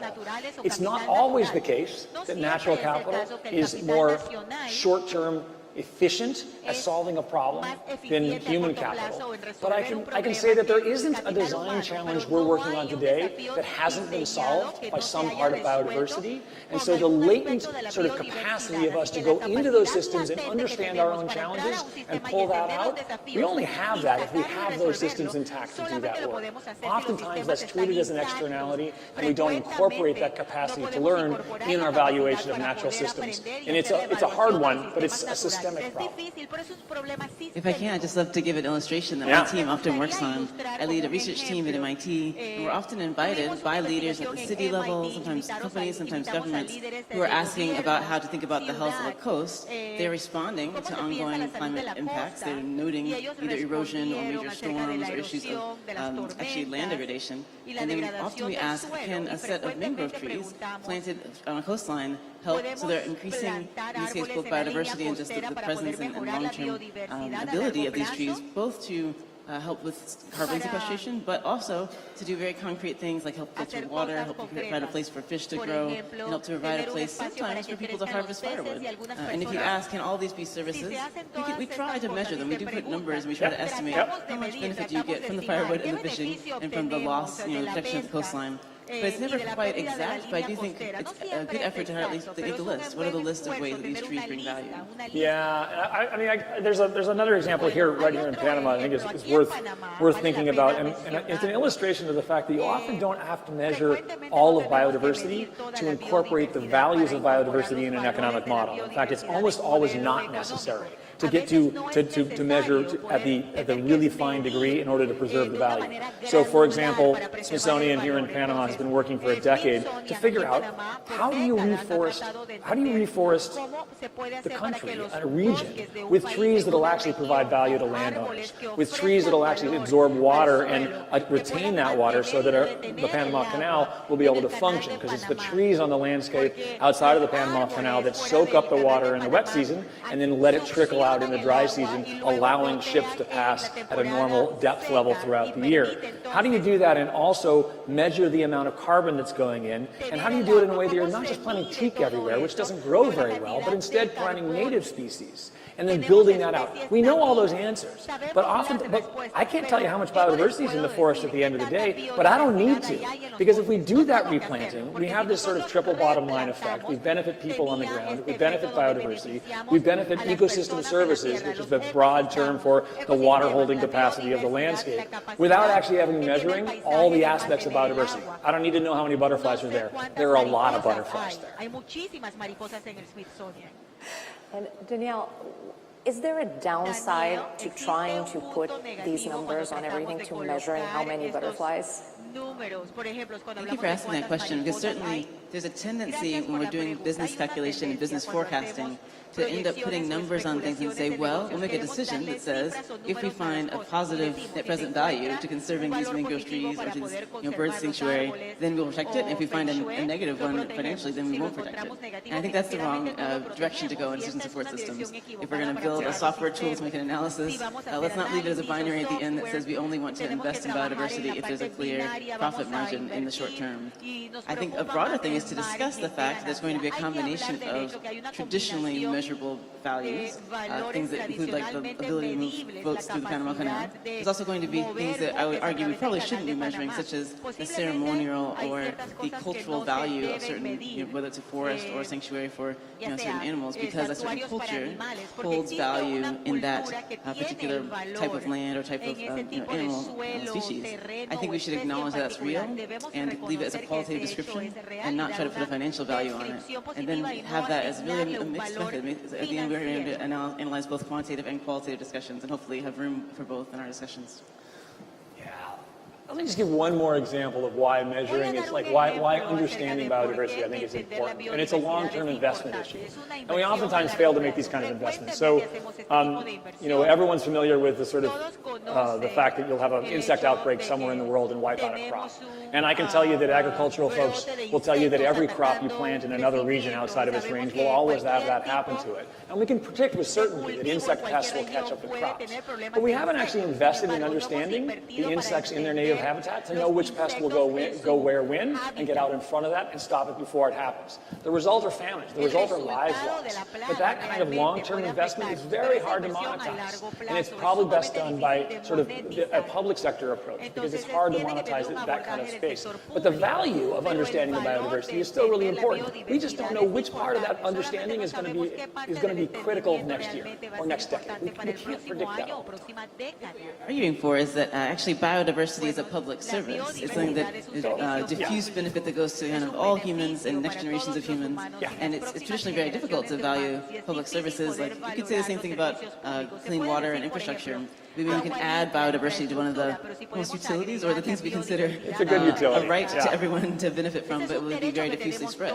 But we know that when we take it away, the cost of replacing biodiversity versus the cost of maintaining it over generations, when you lose access to these clean water sources, or you lose access to the kinds of benefits you get from forests, replacing that is going to be either an emergency or a very expensive proposition. That's right.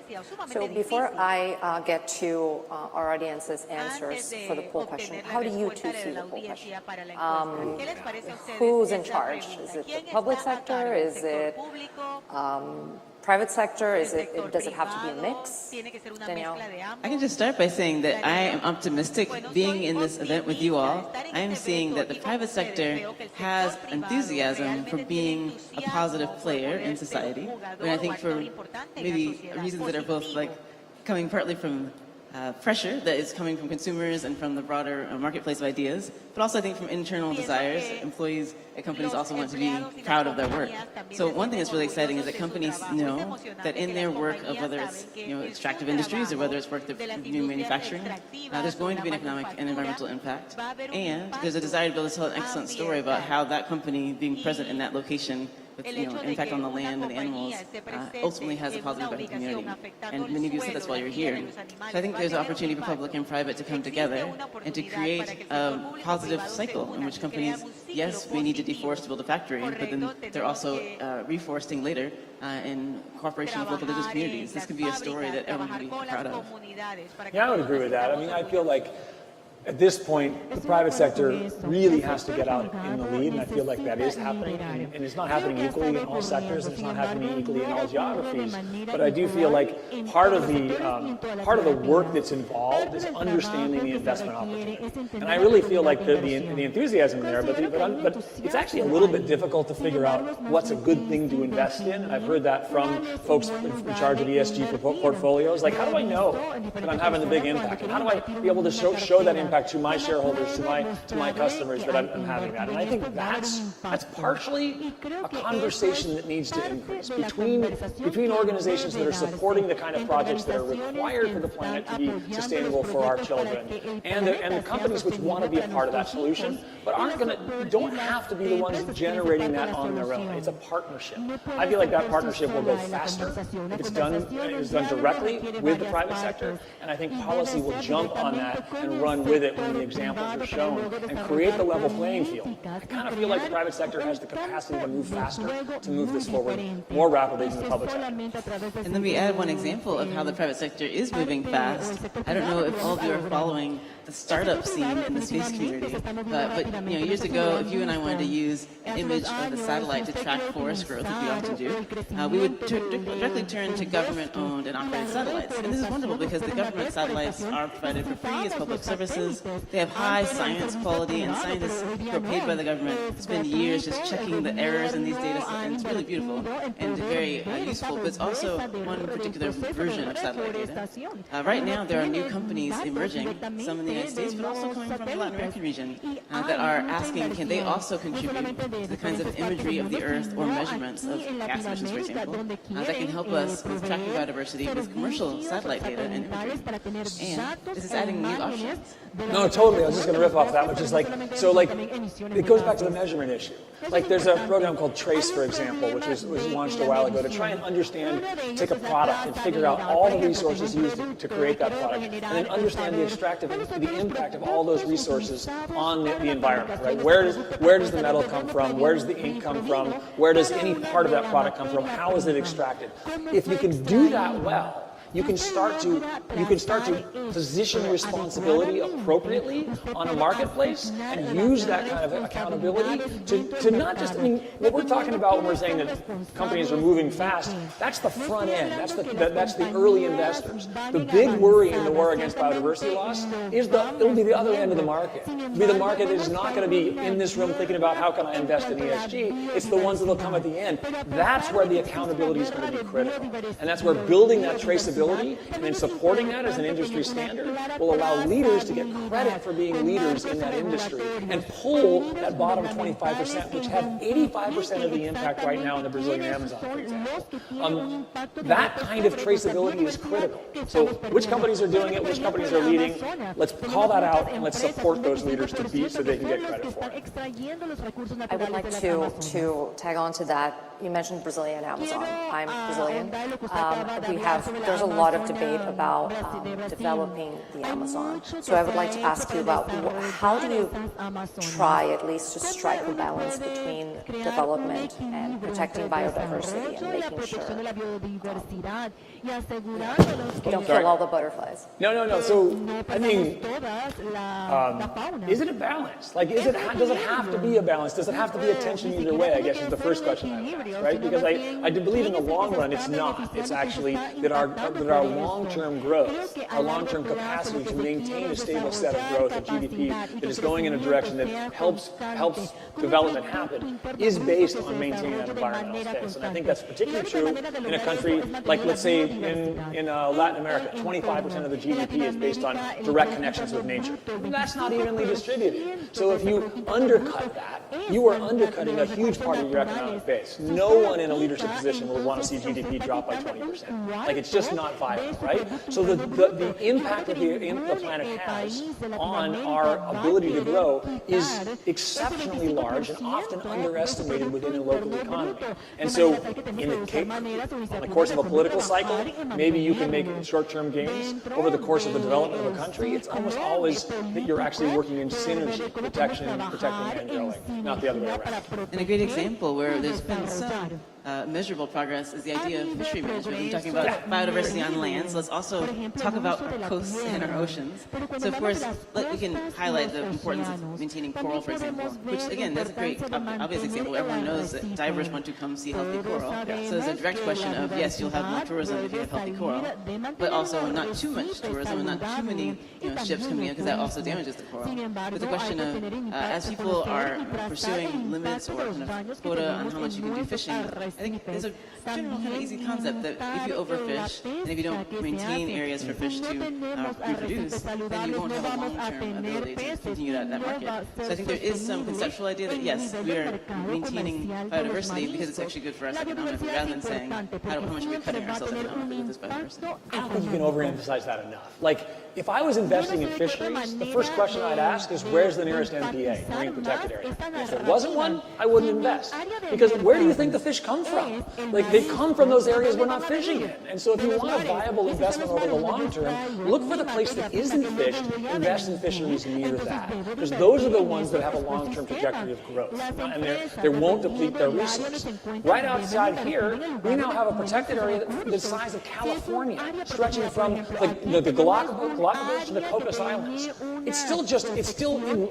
We're leaning in to figure out how to manage an area that size. We're leaning in to figure out how you monitor the impacts of that. But I can tell you that bold political move will pay off for the 4 countries that made it. It will absolutely will put them in the front of the pack economically, not just in the front of the pack from the sort of an environmental perspective. This is another great example of the type of area where we need both scientific progress as well as business innovation progress.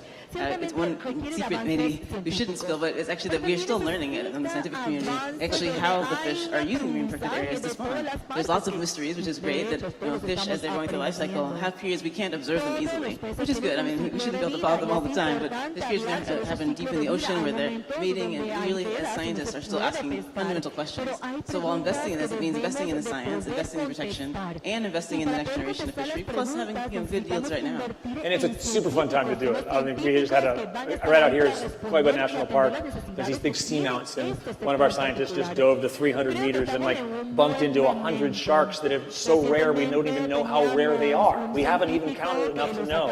And so it's like, you don't know what you don't know, right? And so getting out there and exploring is a part of our job as scientists, and then collaborating to share that knowledge in a way that allows the private sector to use it in making sound business decisions is probably what science hasn't done enough of in the past. Absolutely needs to step forward in that space. It's great.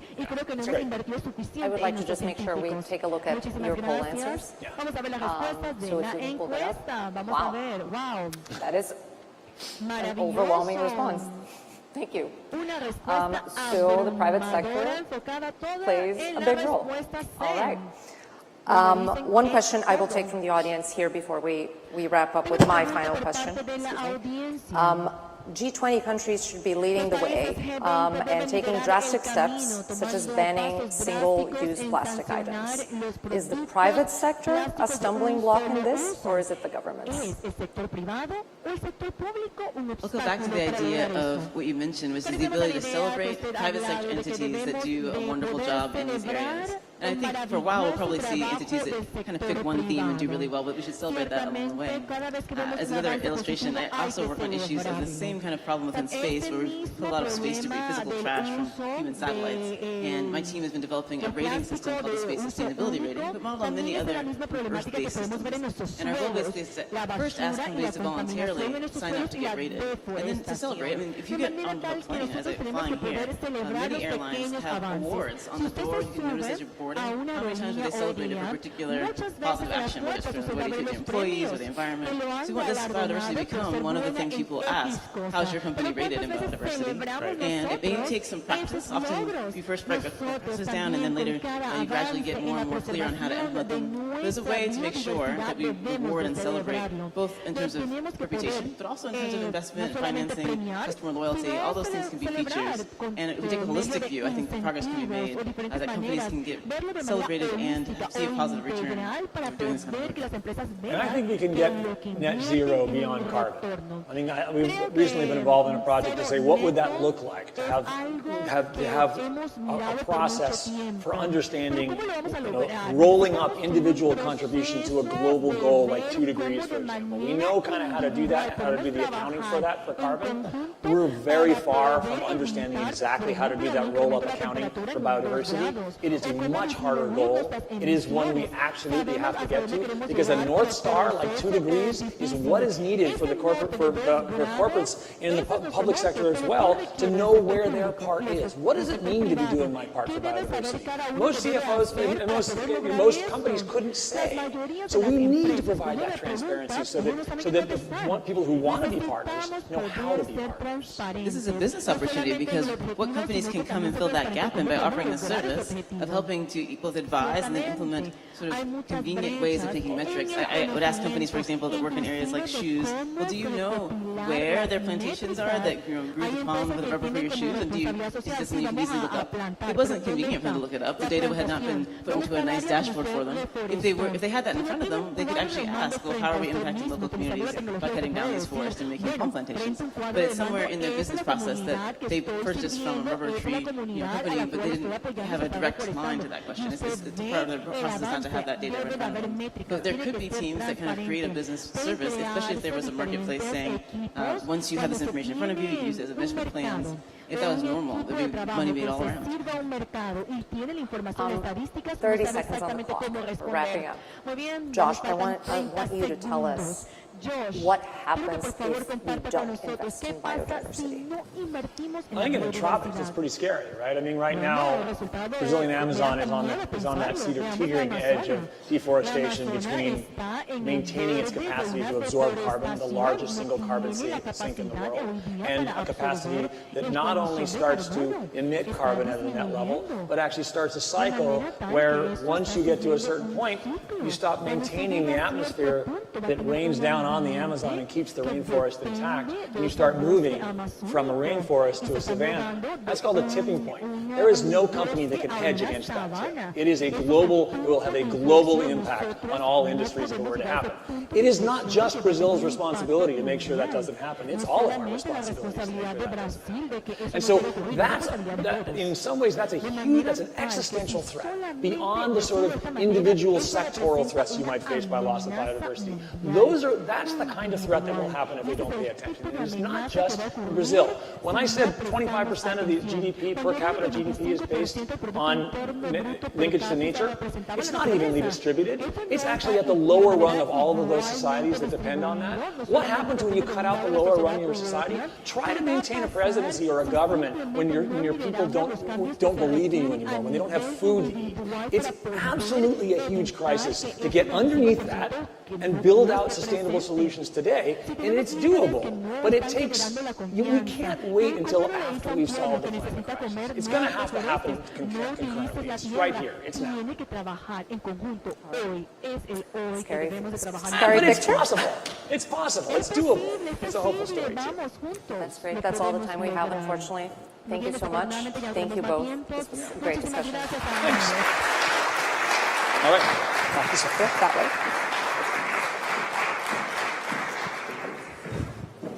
Just what makes Bitcoin rallies so explosive?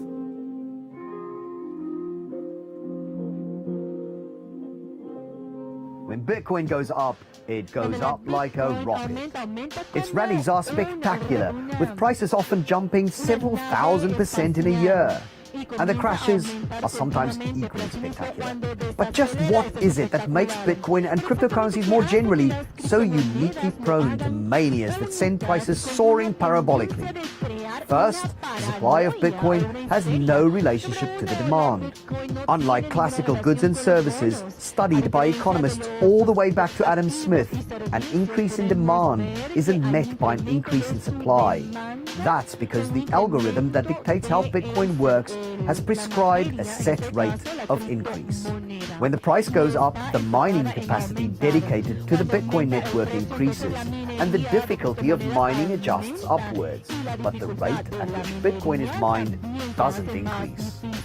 Second, and for this reason, when Bitcoin's demand outstrips new supply, the increases in price drive excitement. Headline writers and newspaper columnists find breathless adjectives to describe what's happening. That makes more people aware of the gains and more money flows in. And that makes Bitcoin a Veblen good. Unlike a normal good, demand for Veblen goods rise as their price rises. Higher prices beget higher prices, until, of course, the mania becomes so big that the bubble bursts and the rally pops. Except that in the case of Bitcoin, every bubble that popped was eventually followed by another bubble. I like to think of it as a kind of rubber bubble, one that inflates and deflates over and over again.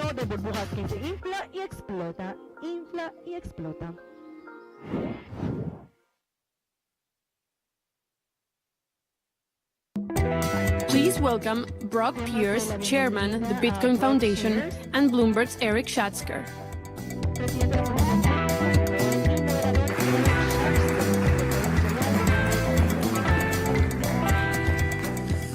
Hello again, everyone. I've been looking forward to this.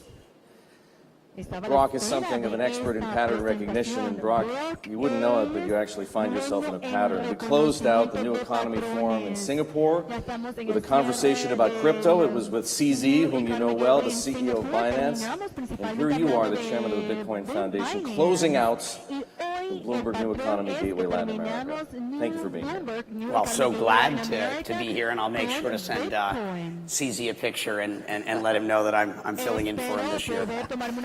Brock, the obvious place for us to begin, it's so obvious, is the spectacular collapse last week of Terra USD, which together with its counterpart Luna, the stuff is going to get a little weedy, folks, constituted an exotic type of cryptocurrency called an algorithmic stablecoin. And I bring this up because, in addition to being the chairman of the Bitcoin Foundation, you are a legit crypto pioneer. You're the father of Tether, another variety of stablecoin that claims to have enough cash and highly liquid assets to back up a one-for-one relationship with the US dollar. So here's my opening question to you, Brock.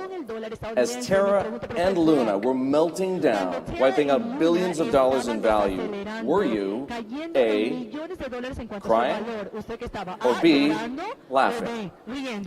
Neither. I was paying very close attention, and I'm not someone that watches the market minute to minute. But you couldn't help but notice that. Well, I had to watch it. It was the single largest negative event in our industry. When Mt. Gox collapsed, that was a smaller event, bigger relative to the overall ecosystem, but this is a massive event. It wiped out $50 billion of value in a very short period of time, and there's no question that it's going to have additional sort of ripple effects, though it was largely contained. It didn't have It hasn't impacted the rest of the ecosystem negatively, and it's worth noting that this was an experimental algorithmic stablecoin, and the problem with this experiment is that people put too much trust in it too soon. It hadn't weathered a downturn. It hadn't been through a negative cycle, which is why things being battle tested for a sufficient amount of time matters. And in the end, every one of these events is ultimately hardening, battle testing the overall ecosystem. I still believe in algorithmic stablecoins. I believe there is a place for them in the future. A stablecoin that is disconnected from, call it, legacy financial infrastructure. But in the meantime, we are stuck with Tether as well as USDC and some of the smaller stablecoins like DAI. As you're well aware, a lot of crypto skeptics, including central bankers, are pointing to Terra and the stablecoin contagion that has accompanied it, because some other coins did suffer, and saying, I told you so. It's all a house of cards. Mike Novogratz, whom I assume you know well, he's the CEO of Galaxy Digital, perhaps Wall Street's best-known crypto enthusiast, and a big supporter of Luna and Terra, called it a big idea that failed. Was Terra just a big idea that failed, or was it a house of cards, or is that a distinction without a difference? Well, I think there were no negative intentions here. I think it was an experiment that got too big, too fast, and fundamentally it had a flaw. The first algorithmic stablecoin, which is where the idea of Tether came from, my partner in Block 1, or EOS, Dan Larimer, with Charles Hodgkinson, had started a thing called BitShares, and they had BitUSD. Some partners and I were the largest token holders. This is back in 2013, and I recognized pretty quickly that you could depeg this thing and break the system, and so this was a concern that I had related to Terra, Luna. That could have been a Freudian slip. Intentionally, I like to have fun with words. And so, this is one of those events. And obviously for Mike Novogratz, he sent out his big shareholder letter this morning and pointing out the tattoo that he had put on himself like days before this event occurred.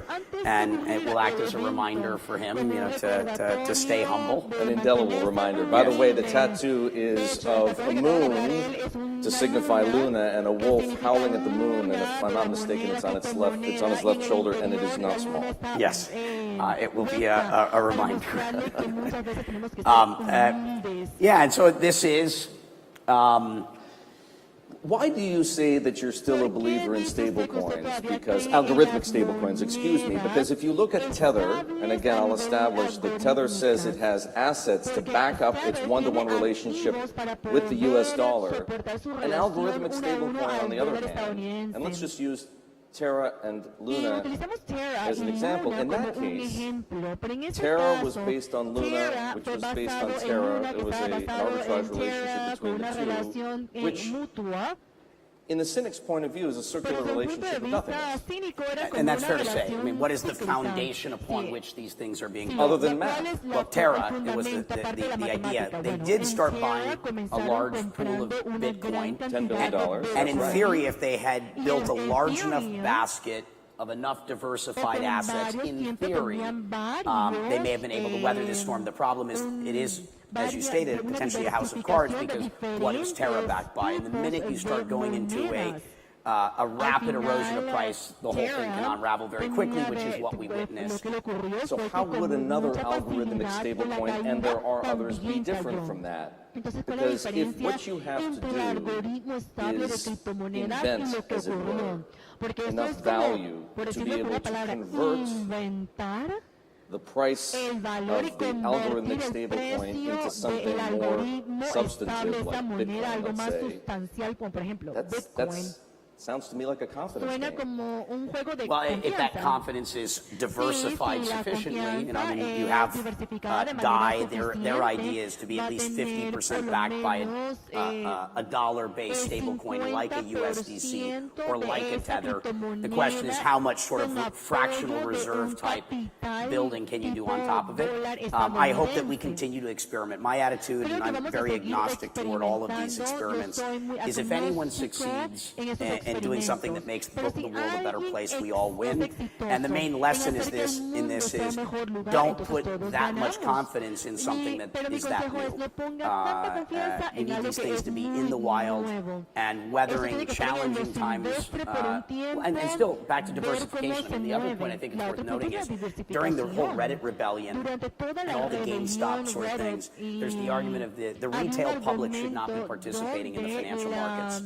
One of the greatest things that's happened through experiments like this, what's happened through the sort of GameStop events, is that the retail public is learning how to invest in financial markets. We've always welcomed them to buy lottery tickets. We've always invited them into casinos. And the fact that the retail public throughout the world, specifically in the United States, is learning how to access financial markets and benefit from investing, I think is a wonderful thing for, call it, the collective over time. Even if they collectively get left holding the bag? Well, in life, we have to pay tuition. We learn our lessons, and often it's the hard way. But one of the lessons here is make sure that you're managing your risks sufficiently. Make sure that you don't have all of your eggs in that basket.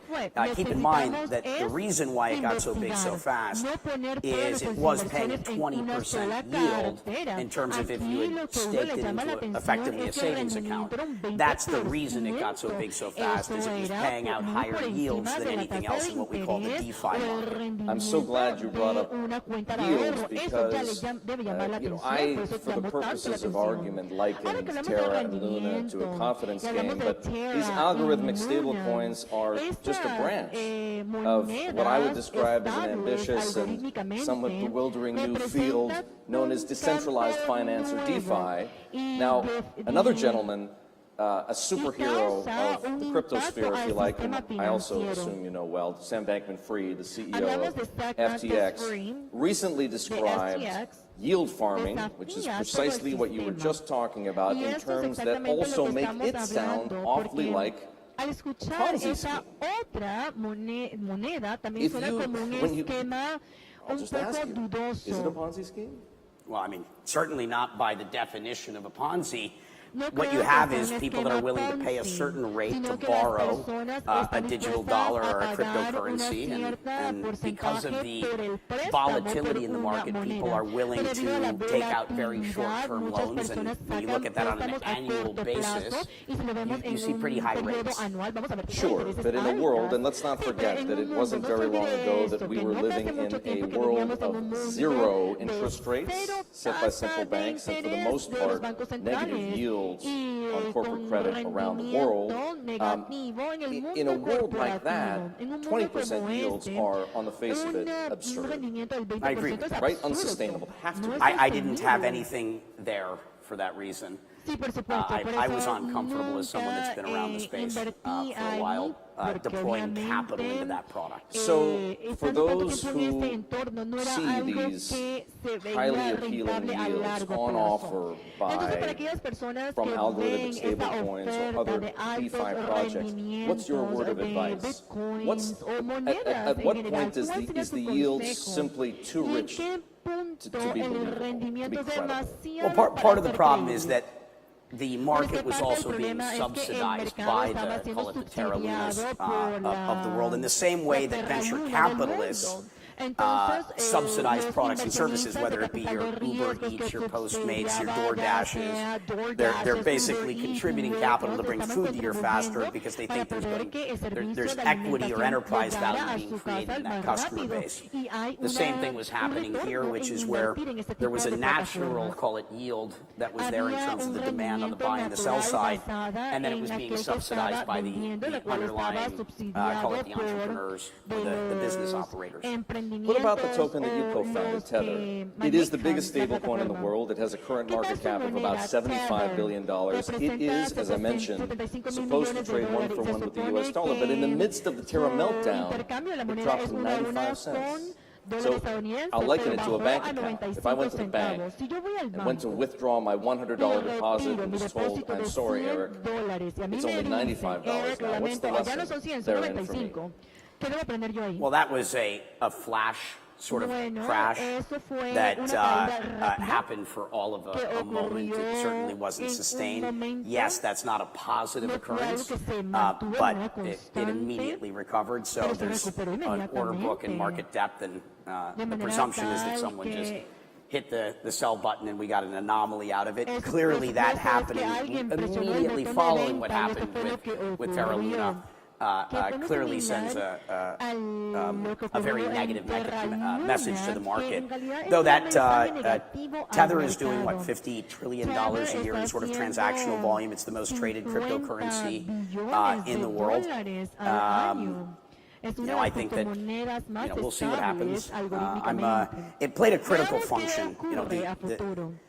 You needed and one point I like to make with certainly in the U.S. as we talk about this, the digital dollar, whether it be Circle, Tether, or whomever, has about 97% market share in, call it the new economy, these future monetary rails. The U.S. dollar is the reserve currency in all crypto transactions, which I think is a very good thing from a U.S. perspective. And I like to remind U.S. legislators of this fact. CZ would agree with you, I believe. And I think that's a very good thing, as we think about our collective future, as we are moving through this fourth industrial revolution and digitization, modernization of all things is occurring. Another criticism, Brock, of Tether is that it offers only limited transparency into the billions of dollars in assets that back the one-for-one peg.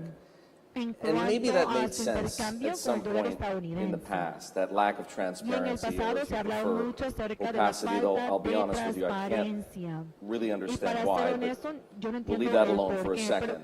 What about now? That's the question I have for you. Does concealing Tether's assets and calling them a secret sauce make sense any longer? I don't think so. It's worth noting that I started the business and I left in 2015 and relinquished all my ownership in the business, so I have no role or benefit from the business at this point. When I was there, we published all all of our assets in real time. 24 hours a day, you could see the total balance. Whether it be U.S. Treasuries or commercial paper or whatever. And so I'd say that, I mean, the logic as to why you wouldn't do that is, and this was a concern, call it the financial institutions in 2016, 17, and 18 that were holding these reserves, sometimes would impose a rule saying, we don't want you to disclose that we're your financial institution, that we're your bank. We don't want our phone ringing with every cryptocurrency startup. So there were some things that prevented them. I don't know if that's still the case today from doing so. I mean, I err on one of the promises of cryptocurrencies is the idea of a world that is more transparent. So I naturally, philosophically side with the view that there should be far greater disclosure. There should be financial audits from a Big Four accounting firm. I know going back 5 years ago, the Big Four wouldn't audit you. The financial upside in taking on these clients wasn't worth the risk, or the amount of money they would have to charge wasn't feasible for the client to pay. But I would think at this point in time, considering how the Big Four are all seeking credibility in the space, they would probably take on a client like that, even at a favorable rate for the notoriety it would earn. It's fair to say many people remain reluctant to own cryptocurrencies or transact in cryptocurrencies because of the volatility. Your history with digital currency goes back to the late 1990s, but for argument's sake, let's date crypto as an industry to Satoshi's Bitcoin white paper back in 2008. You've said that as crypto matures, it should become less volatile. At 14 years old, it's not exactly an adult, but it's also not a kid either. So it's somewhere on the way to maturity, yet we've never seen as much volatility as we saw last week. What does that say? Well, I think we're seeing a lot of irregularity in the broader financial markets. This is not limited to crypto. And what we've seen with crypto historically is when the markets are up, crypto is up even more. When the markets are down, crypto is down even more. Higher highs, lower lows. And that's also in defiance to one of the promises of cryptocurrency, which is that it's meant to be an uncorrelated asset class. Or it's meant to be a store of value. Right? Something that's actually... Which we're not seeing yet. And what... So if, again, I'll make reference to the fact that we are talking about crypto fulfilling its promise.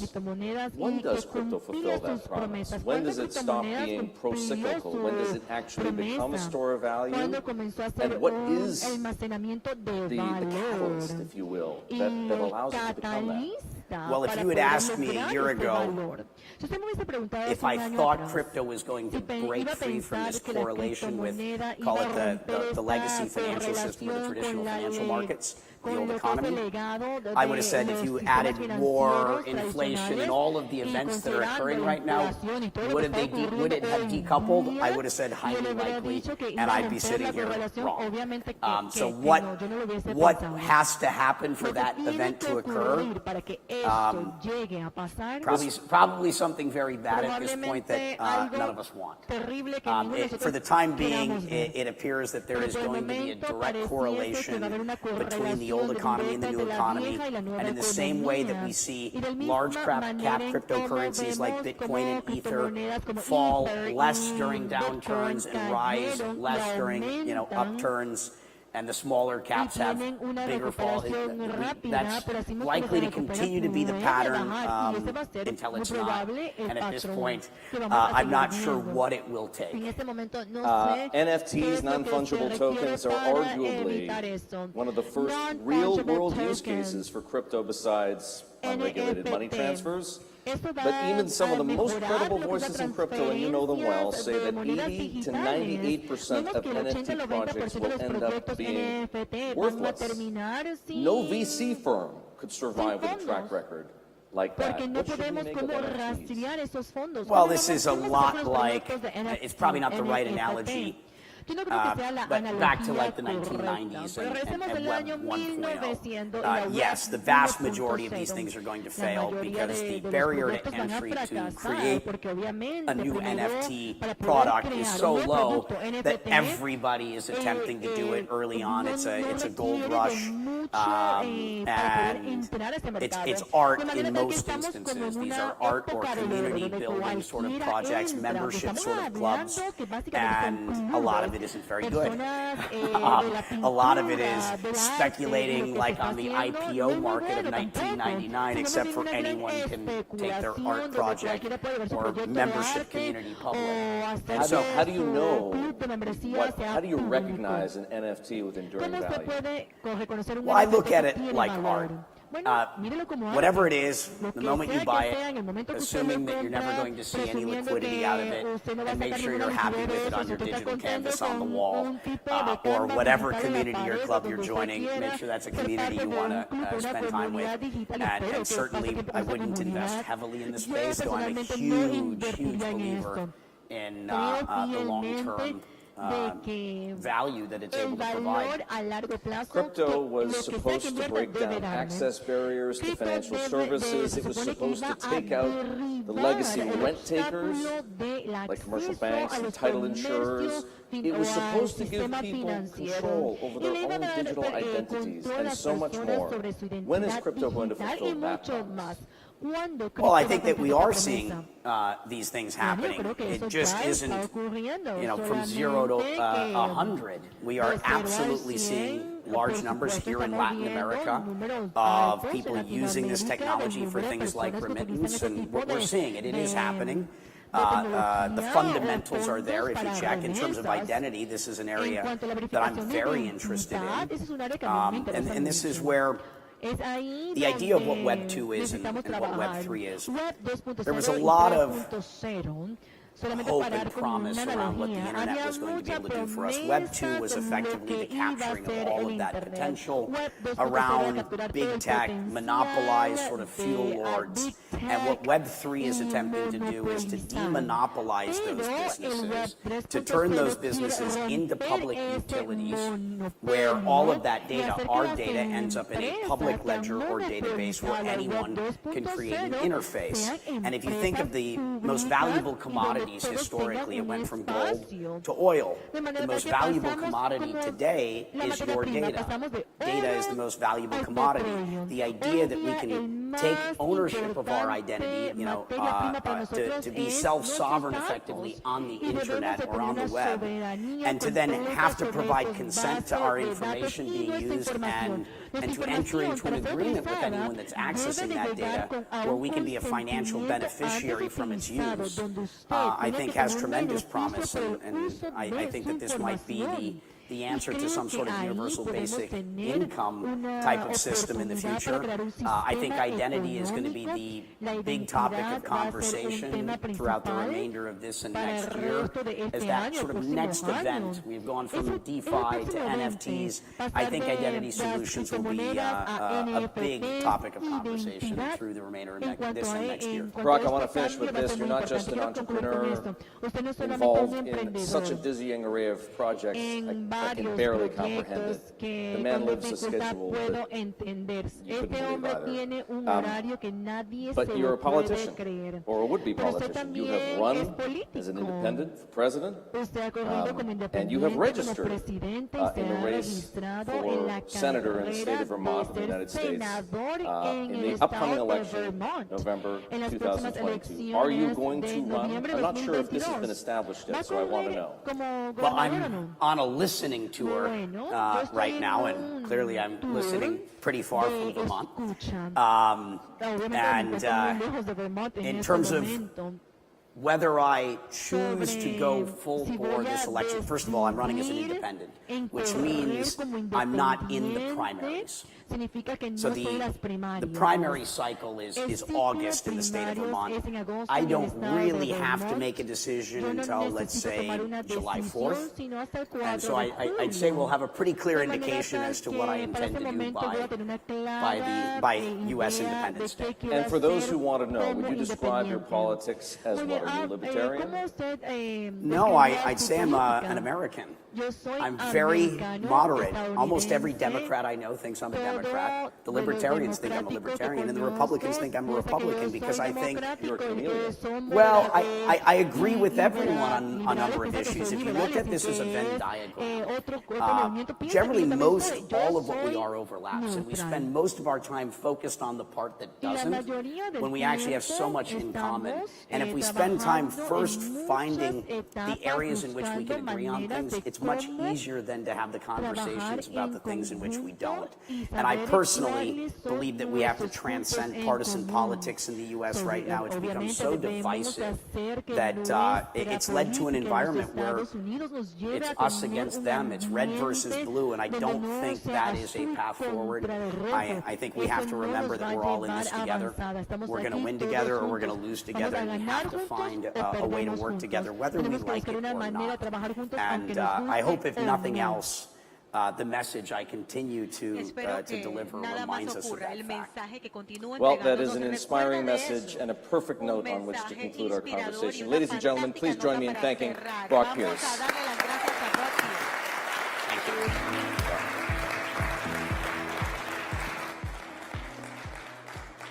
And that not only ends my conversation with Brock Pierce, it concludes, triumphantly, our inaugural Bloomberg New Economy Gateway Latin America. Folks, I hope you'll agree with me that that was an amazing 2 days. This morning, as you'll recall, Juan Gonzalez, the special advisor to President Biden, told us to stop holding out hope for a unilateral easing of sanctions on Venezuela. The ball, he made very clear, is in Nicolás Maduro's court. The president of Ecuador, Guillermo Lasso, urged his fellow heads of state here in this region, in Latin America and the Caribbean, to attend the Summit of the Americas in Los Angeles next month. Robert Friedland, the mining billionaire, described the green transition as a world in which copper is the new oil.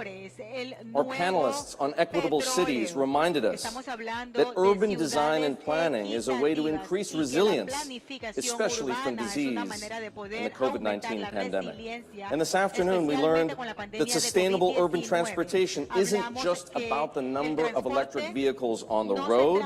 It requires an electrified ecosystem built by public-private partnerships. My favorite quote of the day, climate is a team sport. And the superstar chef Elena Regada taught us that eating sustainably means consciously not making the easy choices. It means embracing biodiversity and using a wider variety of fruits and vegetables and herbs, and also what's in season. And from our panel on biodiversity, a perfect frame of reference for the importance of biodiversity to a Bloomberg audience. It's a portfolio effect. And of course, you just heard so many provocative thoughts from Brock Pierce. Ladies and gentlemen, I'd like to thank you again for attending the Bloomberg New Economy Gateway Latin America. For those of you who live here in Panama, thank you for being such gracious hosts. For those of you who traveled from afar, safe journeys back home. Hasta la próxima.